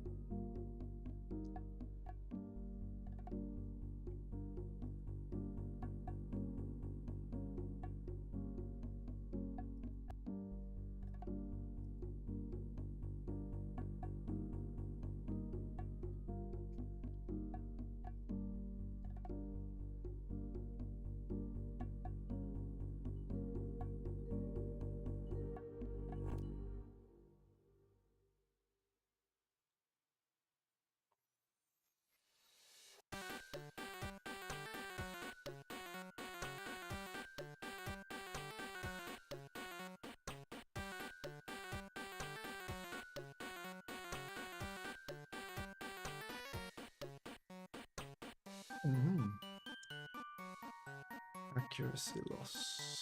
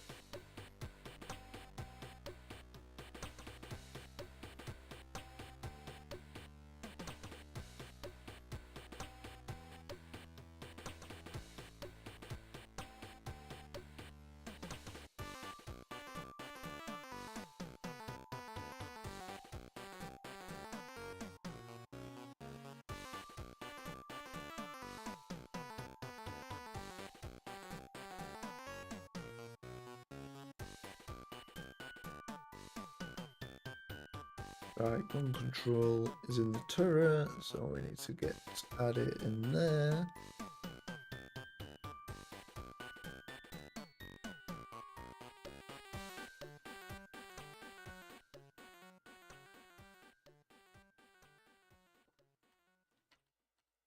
We got turret.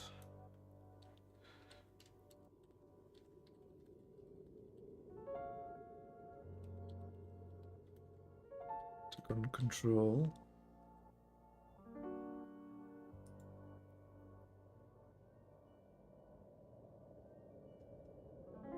Turret group control.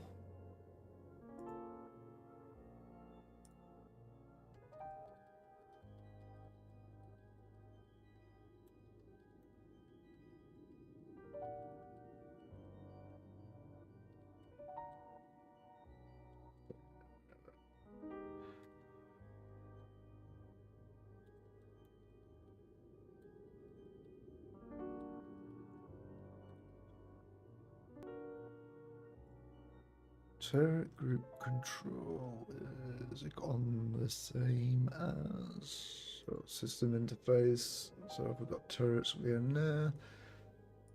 Just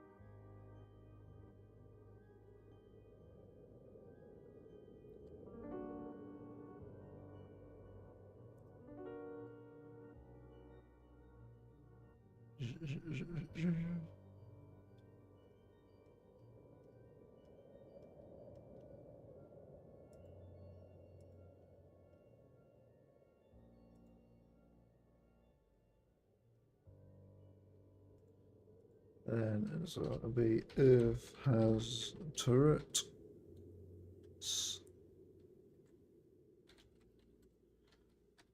Turret group control. Dot. And then we need to be able to do that. She's gun control. What?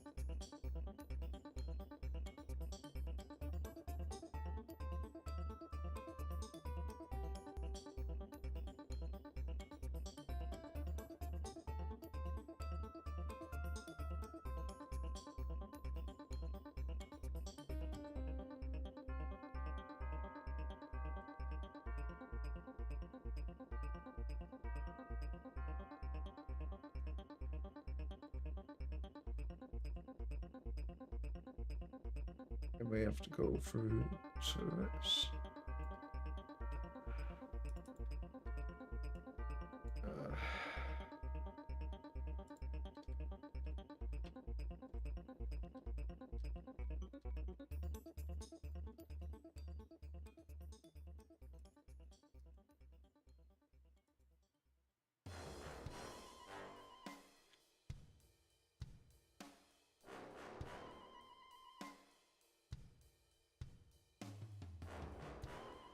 Never been on.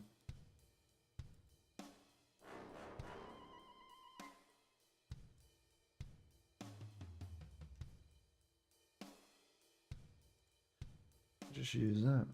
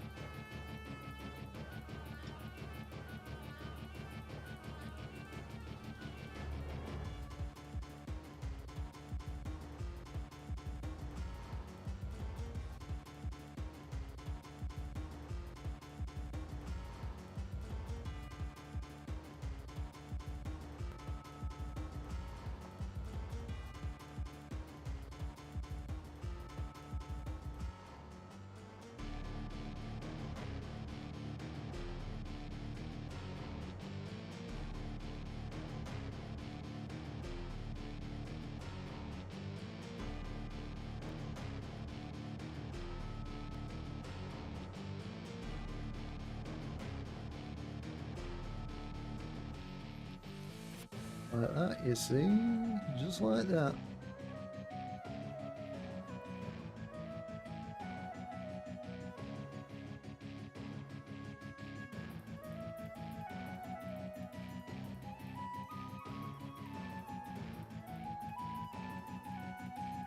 Oh, what was the other one?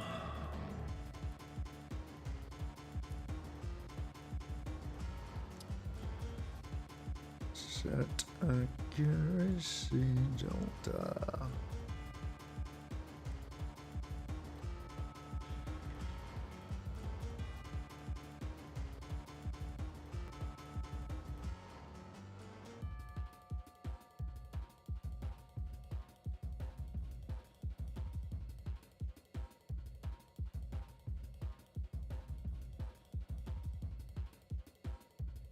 Uh-huh.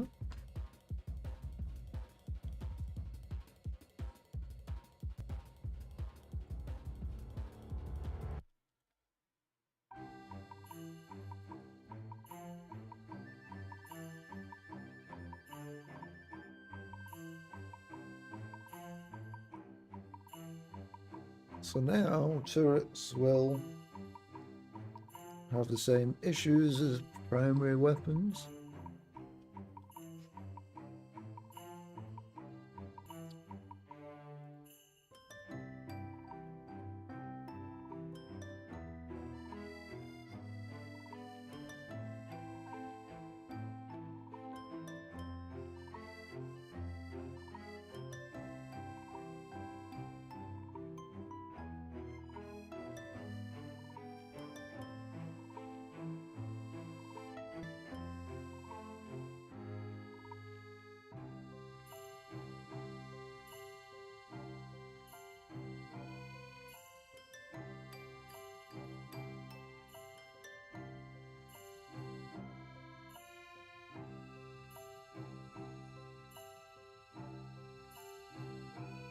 Now we just need to create a scenario to play that out.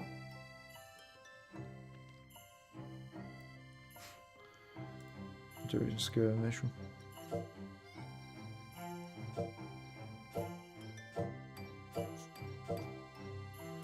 So I'll have a cruiser and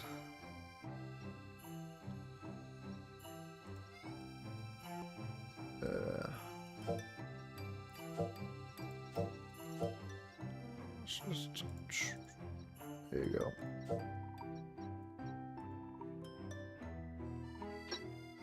So lots of weapons it can shoot us with.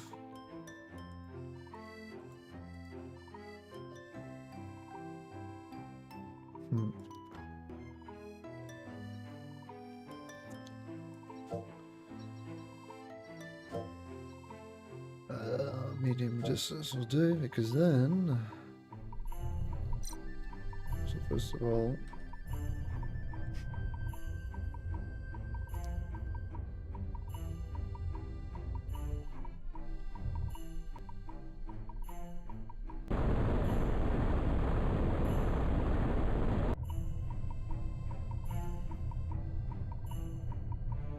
confirm accuracy works.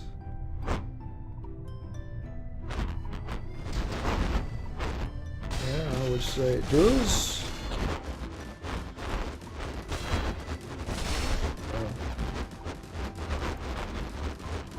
So now, let's see if we didn't damage stuff before it kills us. Nope. Should have said vulnerability. I can remember what that key was. Right, so I'll just start approaching and then. So I'll just destroy the bridge because reasons.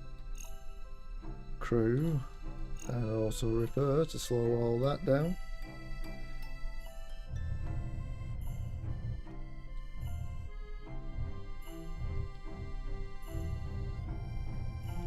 Well, that's interesting.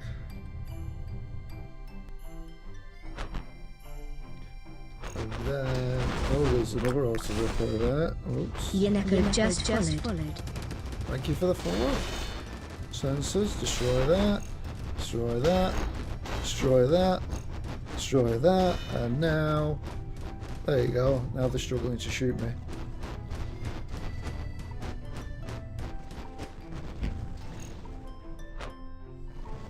And then if we destroy gun control,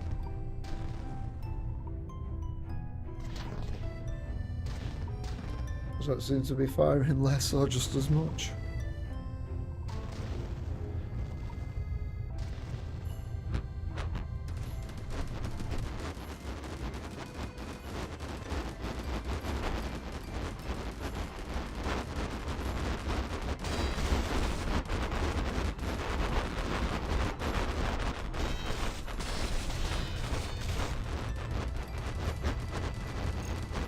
Oh, there's another control. So that might be a bit why.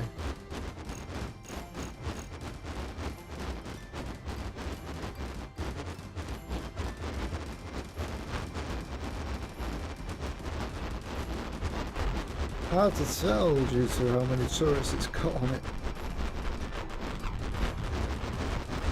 Well, it seems to be affected.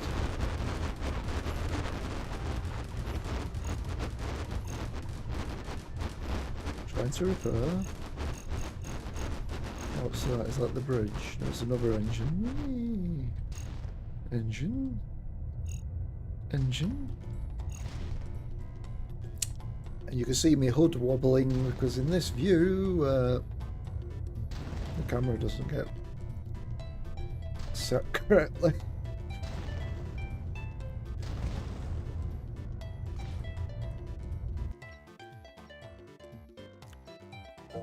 So that seems to be okay, I think.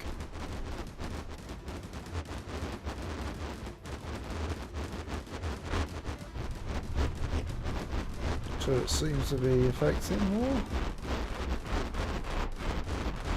That ship is effectively crippled now, given all its systems are damaged. Oh.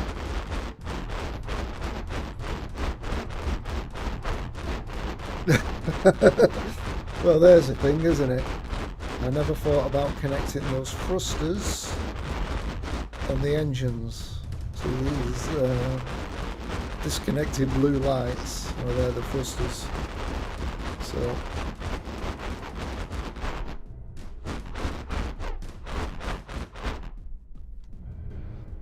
yeah. Need to sort that out. Alright, so gun control, that's done. Now with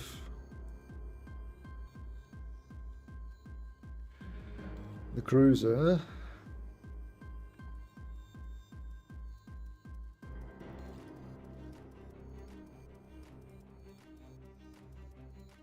oh, this will be fun.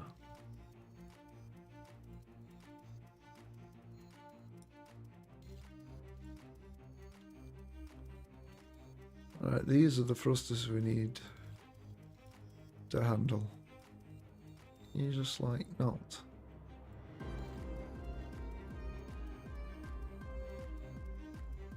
Alright.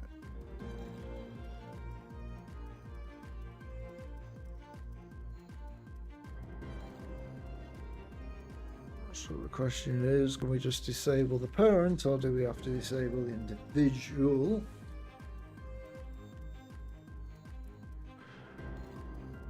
It's looking like we can just disable the parent.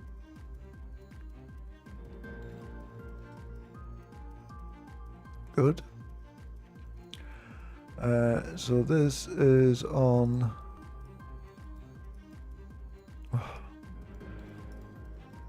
It'd be nice if you could just click and select the actual item. Engine right top.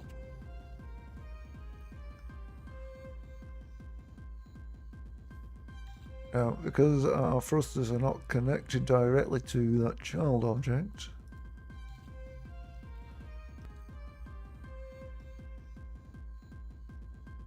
we have this.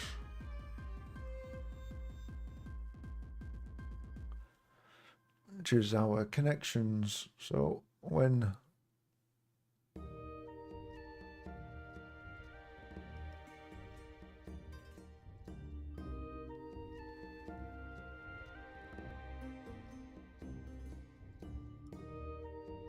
these when the parent's disabled, then it'll go through and disable anything considered to be a loose child, which is it's a child component, but it's not actually attached to the parent. It's attached somewhere else.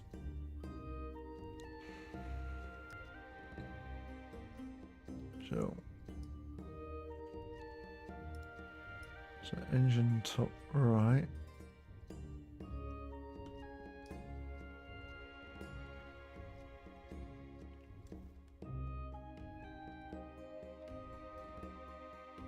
Freaking hard.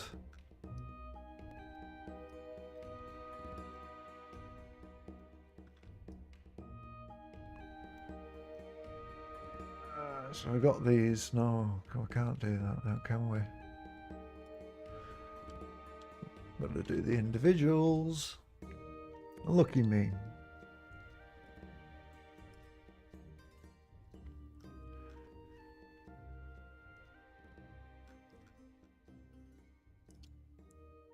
That's what happens when you create complex functionality. So, where are we?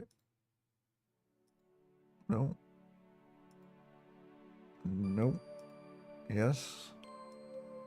So, engine top there. I guess we can do that for engine bottom.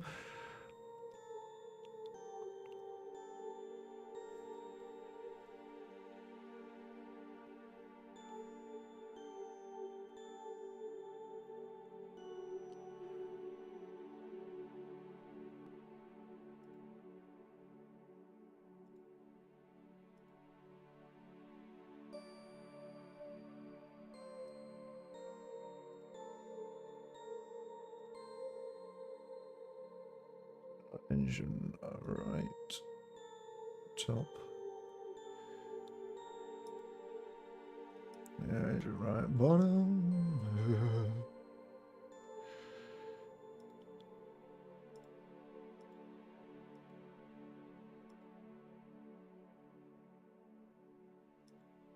These two.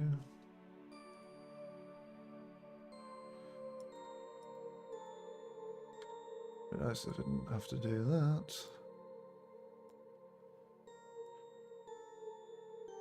Oh, I can just drag them in there, can't I?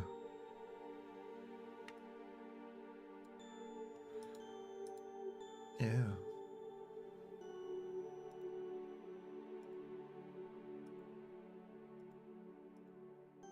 So these two.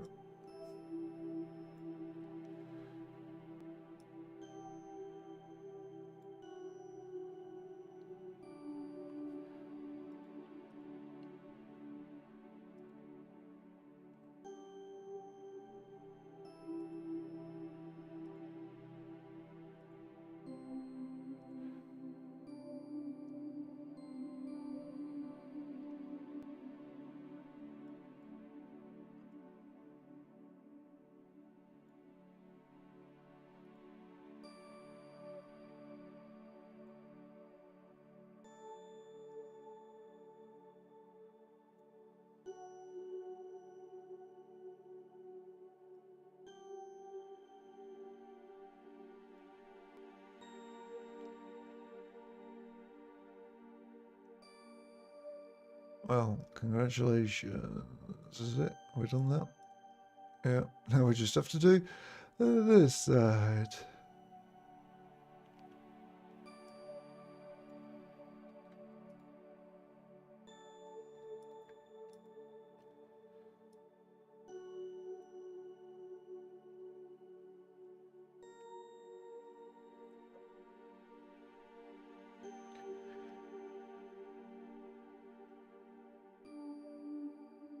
This is now bottom left.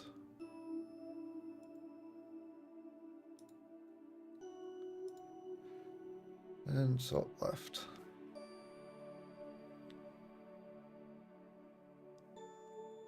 Hmm.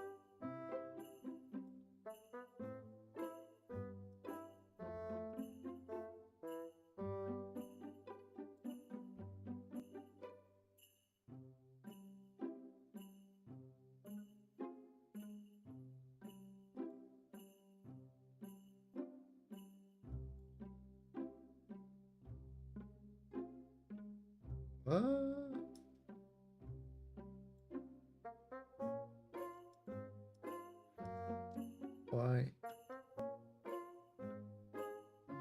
Why is that one not?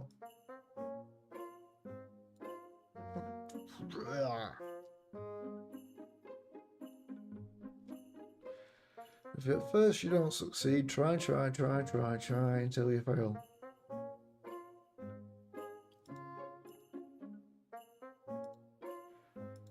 So that's top.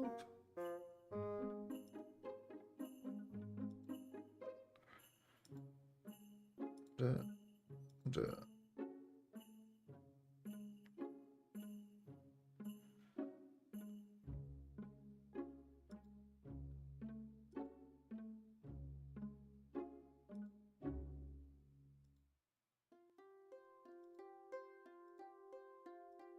Okay.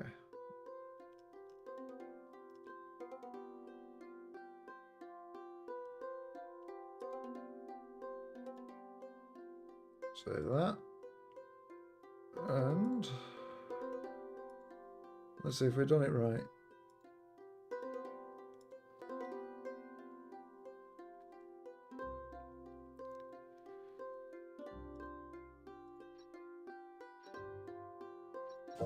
So we need to make life easy for ourselves. Let's see. Yes, I need just. Oh. Why are these sizes not showing on there?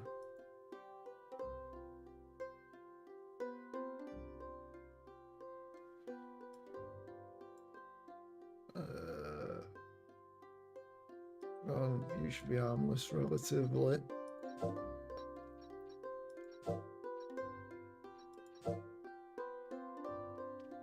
And now we are looking at, so, targeting that engine.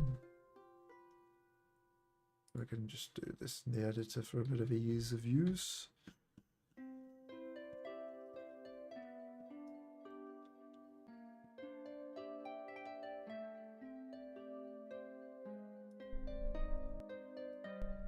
Try that.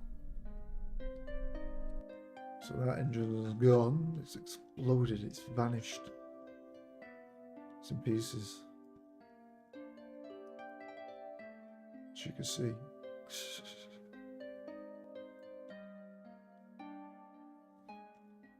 Look at that now.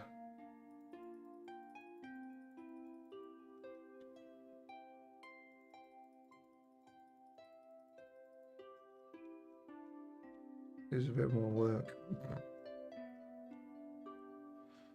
And you guys, you can see these are still enabled. Shit. Oh, I know why. I know why. Bollocks. Didn't think that one through, did we?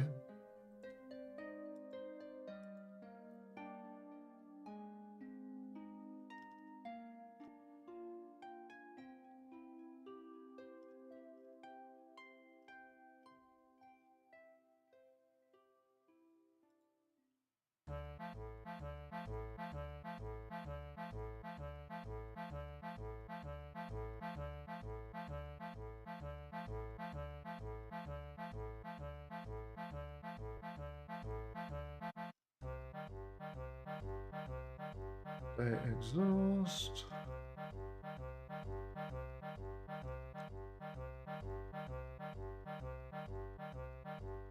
This is why. Because we enable and disable the game object particle.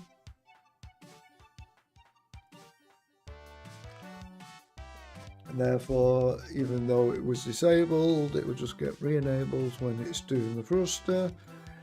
Whee!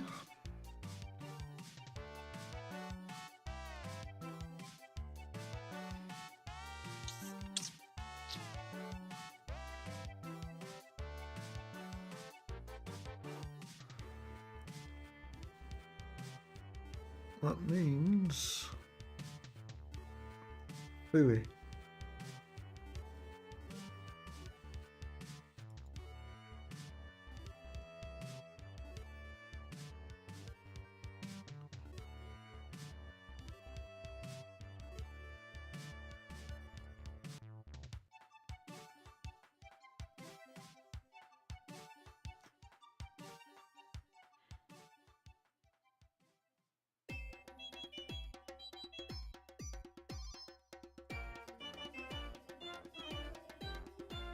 Oh, that means we need to handle it some other way.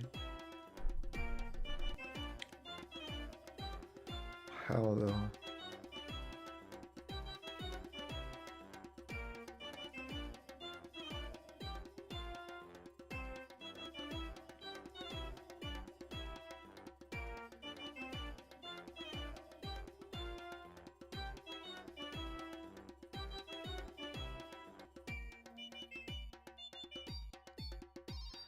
It'd have to have its own container, wouldn't it?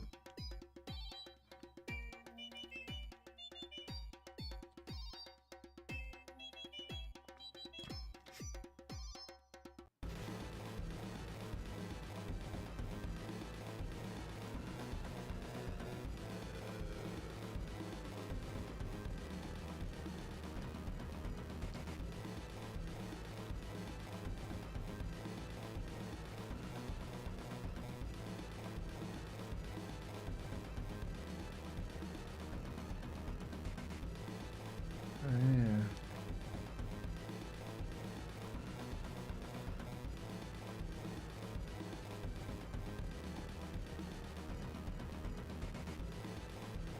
Oh. And just hear me out on this one. We don't have any tags.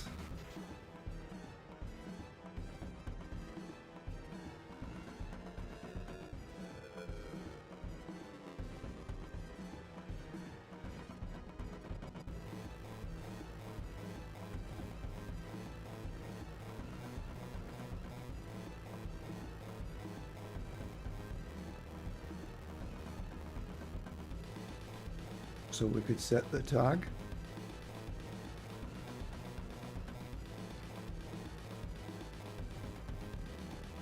And then we can remove it from this.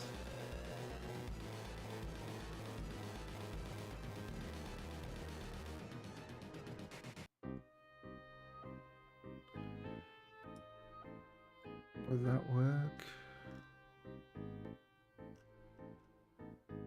Are we even keeping track of all these items?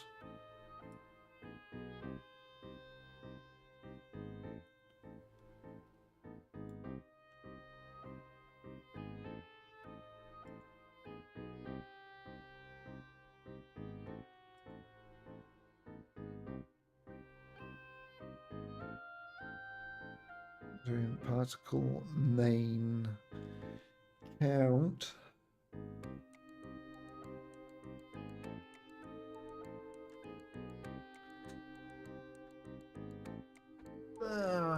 Okay. So with this object, our deathbed rose, for parent and lose children. So we say set active false.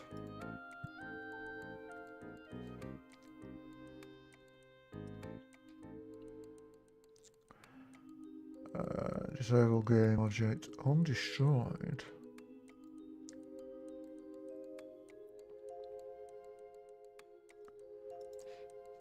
Yeah.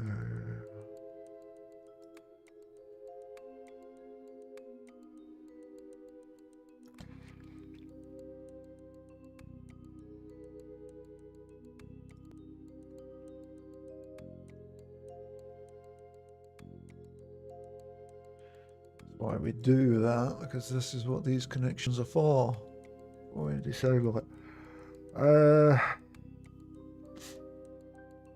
So what we could do is we can just disable it and then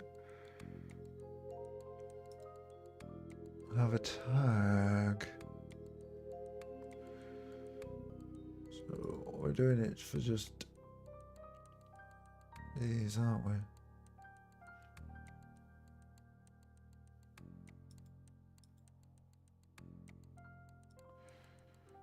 So then these need to be what?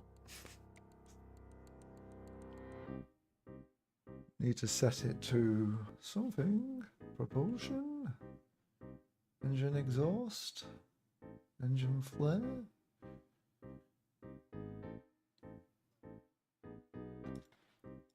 Is that even used?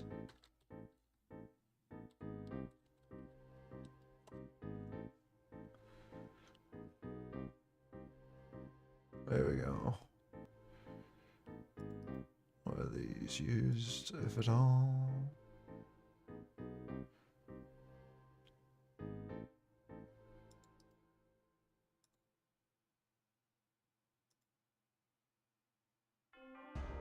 Remove anything that is not an engine exhaust. So we do that.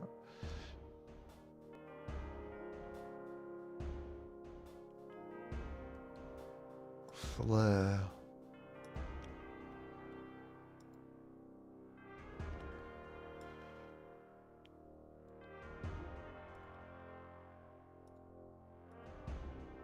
That's the flare. Okay.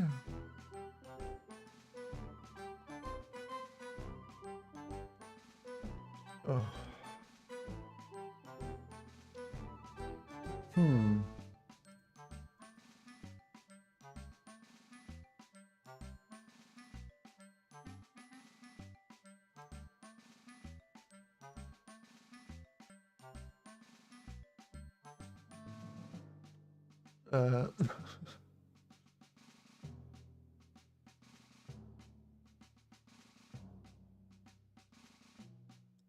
So that's an exhaust.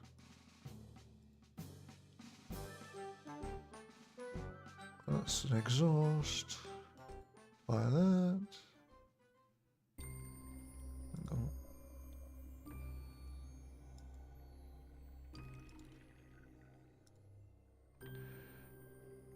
Do it here.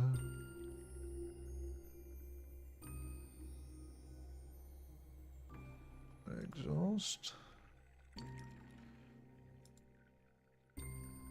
Exhaust. That's engine flare. Save that.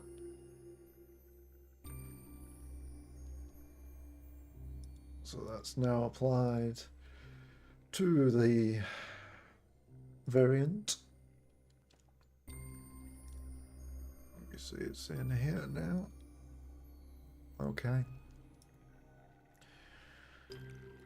So now if it's an engine particle,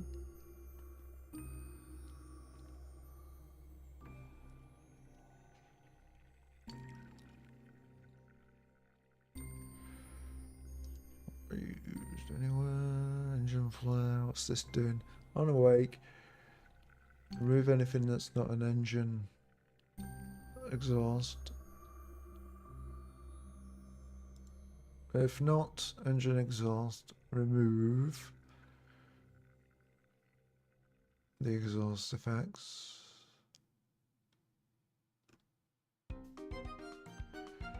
Otherwise, we enable.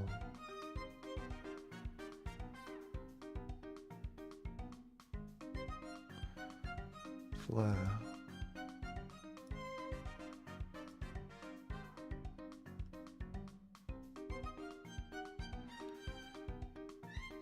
Alright, only find the flare tag.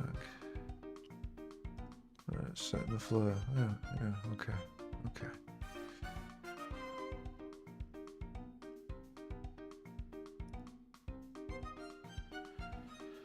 So this is the engine VFX. We have exhaust VFX.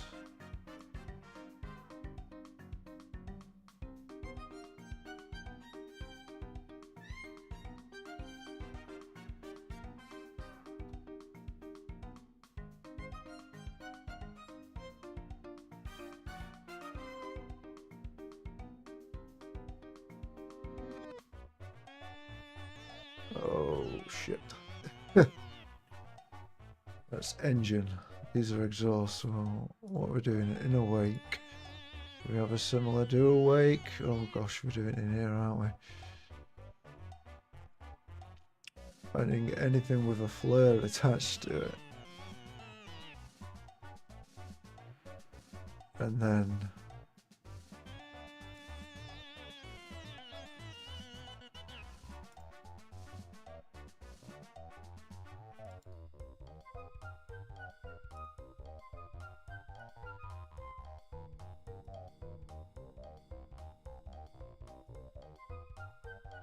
yeah.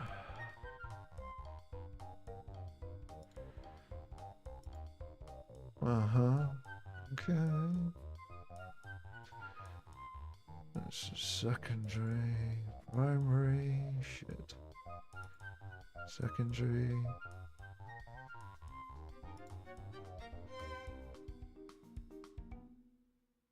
Thrusters.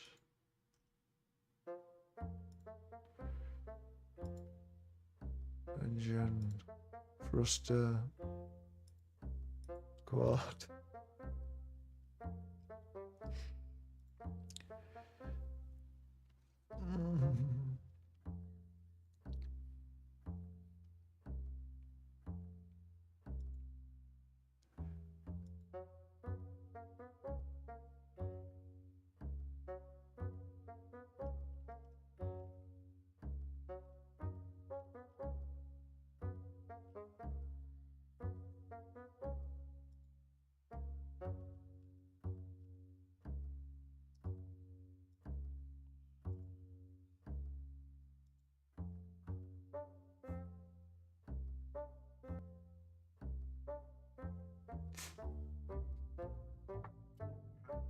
Yeah.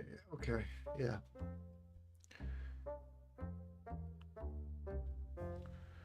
If it's not an exhaust engine, we get rid of it from these because this is for translation. Otherwise, then we're going to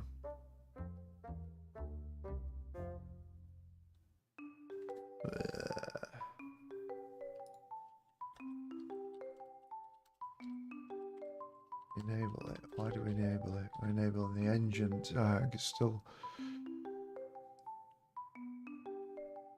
an exhaust effect.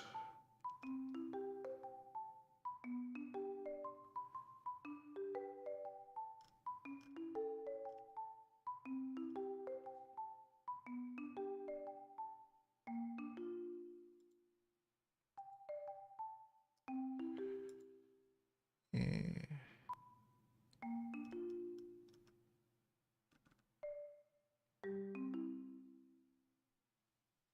Uh, hmm. Maybe I got confused with the tags.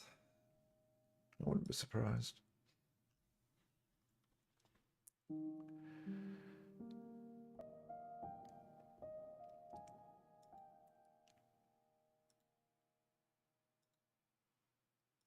So we're still going to be doing that. It's going to be this.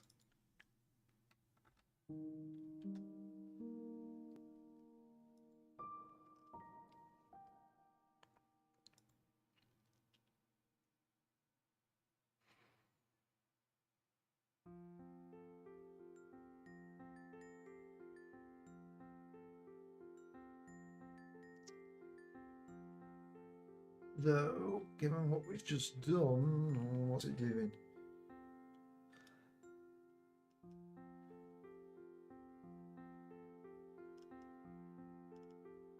How did it work originally?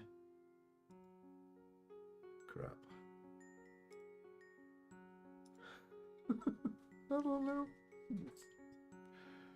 I do not know.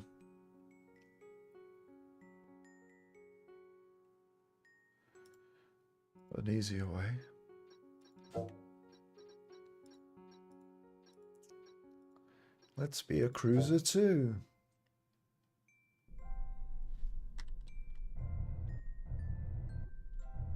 Well, thrusters are working, that's a good sign.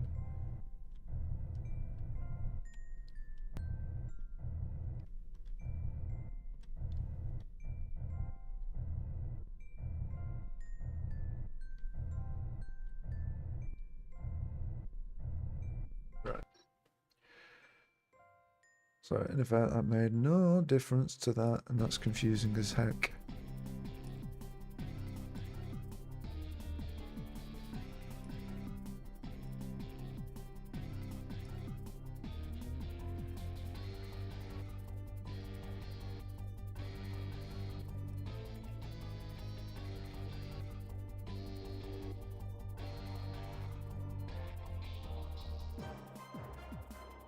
See, all them are disabled. So is that part the what we're not recognising? Oh no, they're not turned on because they're not activated. Oops.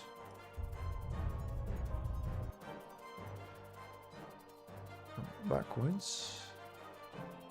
That helps if we had the right.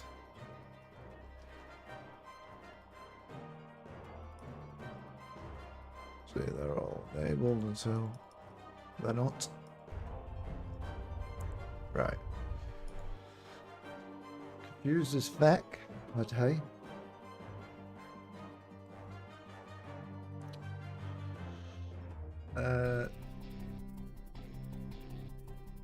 So deathbed froze.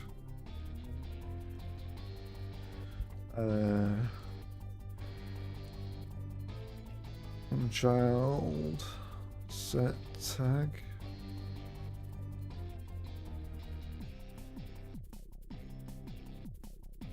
How do you set tag?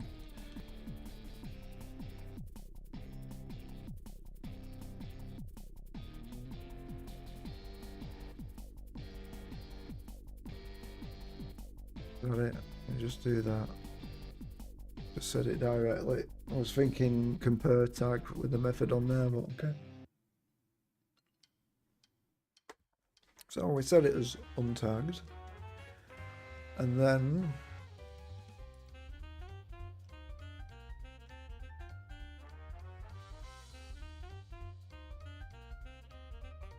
when we do the exhausts,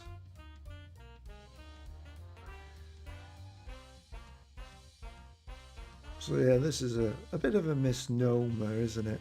Engine VFX is also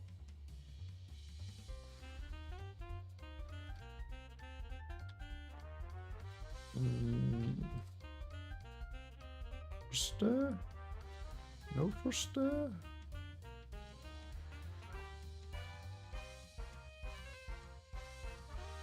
Engine, thruster sound effects.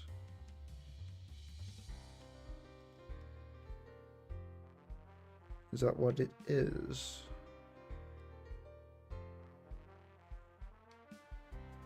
Engine VFX is engines and thruster.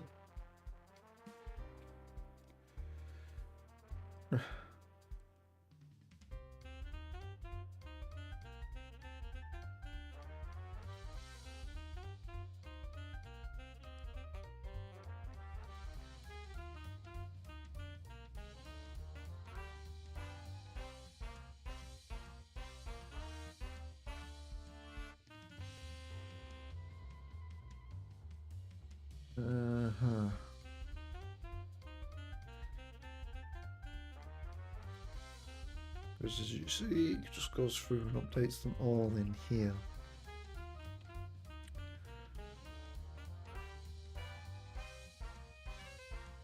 So now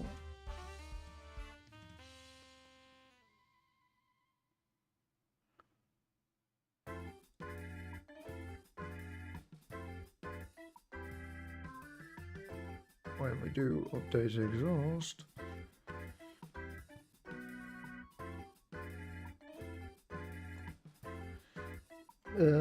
then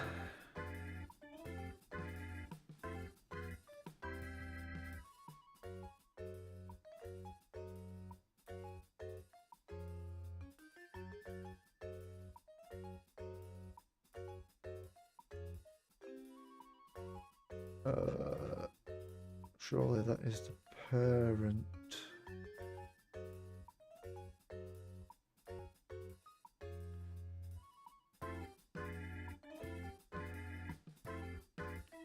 That's if optional, else.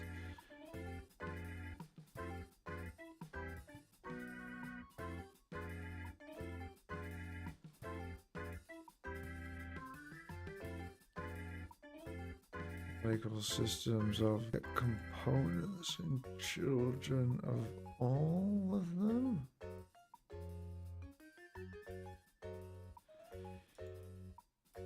Yeah, I feel a bit of folly coming on.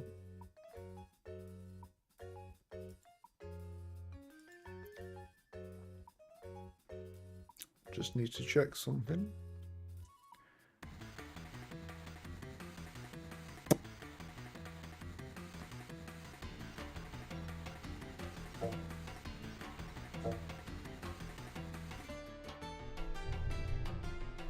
So with our thrusters,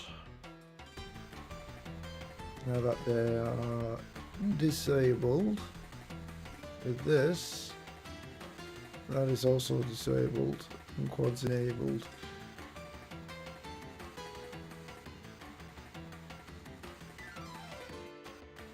Correct. However, that means we'd have to update all the fucking children. Ugh.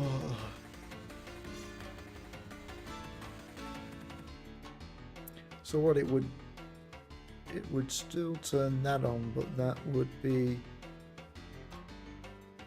acceptable because the parent's still disabled. Fuck it.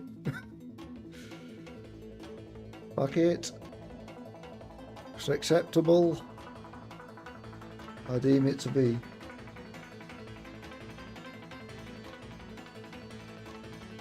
Because we're still letting it do everything else.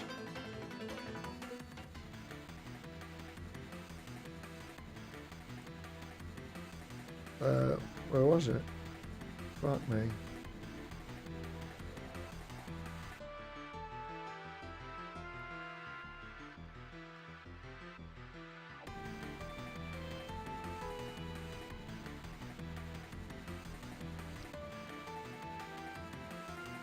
Because it's still doing all the other calculations, so all we're interested in if it's the parent. So if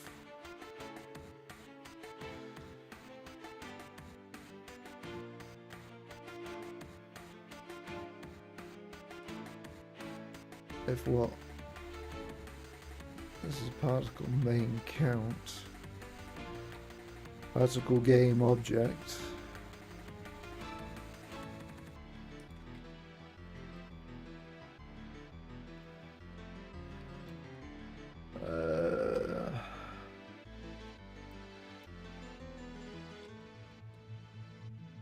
So particle aim compare tag. Engine. Engine exhaust tag.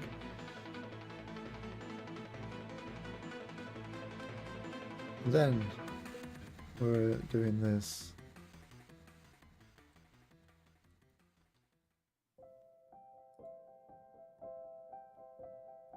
Or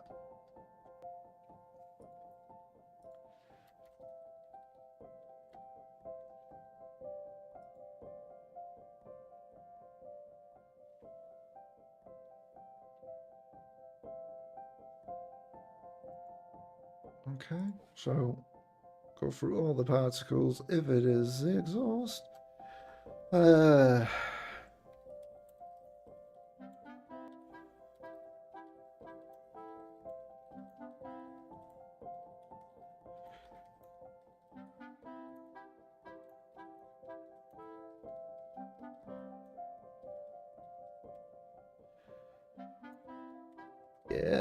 okay, we're ready for this magnificent piece of coding that we've managed to fudge our way around with a minimum of effort.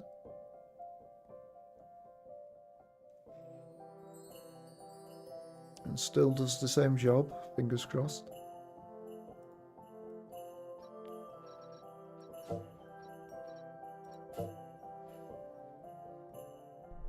So first of all,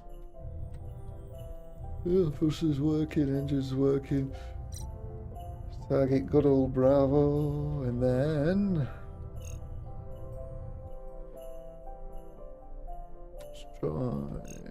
destroy, destroy. And then we'll confirm.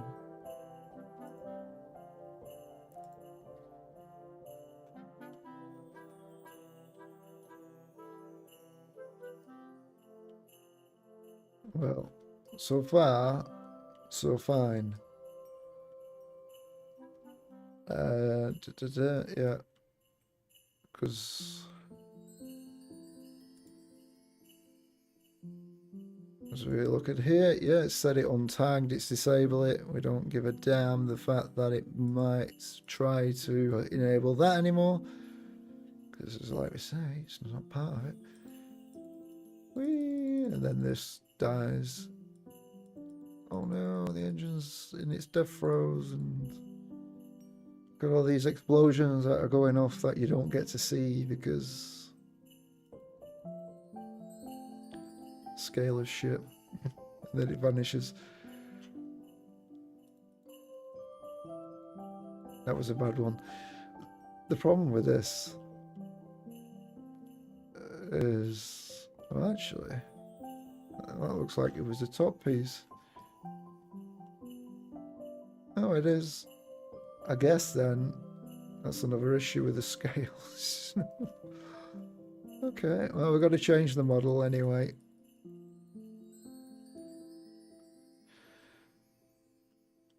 And then if I just sneakily and annoyingly say, there you go. Now has to fire thrusters to correct its position.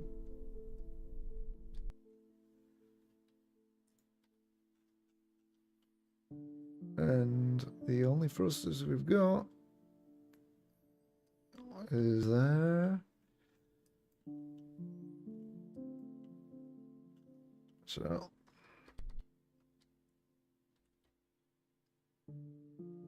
yeah. So no thrusters on there. Yay, we sorted the fucking thrusters out. Okay, alright, I think I'm done for the day.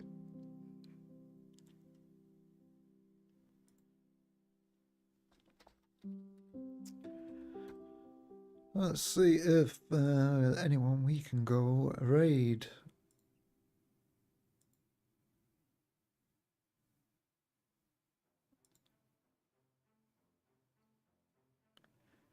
With all of us.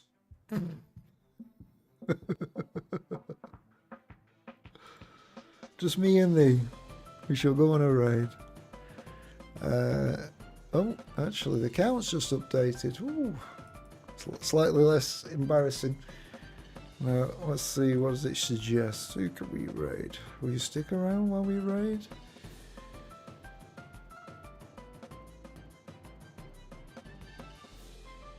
Yeah. I'll go raid this fella. He's making a space game. His game's in early access. If you're interested in building a spaceship and deciding whether or not you want to have your crew human or entirely robotic life forms, well, you have the choice of doing so. Really fun game. Even though we're early access, I got a lot of enjoyment out of it. So, thanks for watching. Don't forget to follow. Bye for now.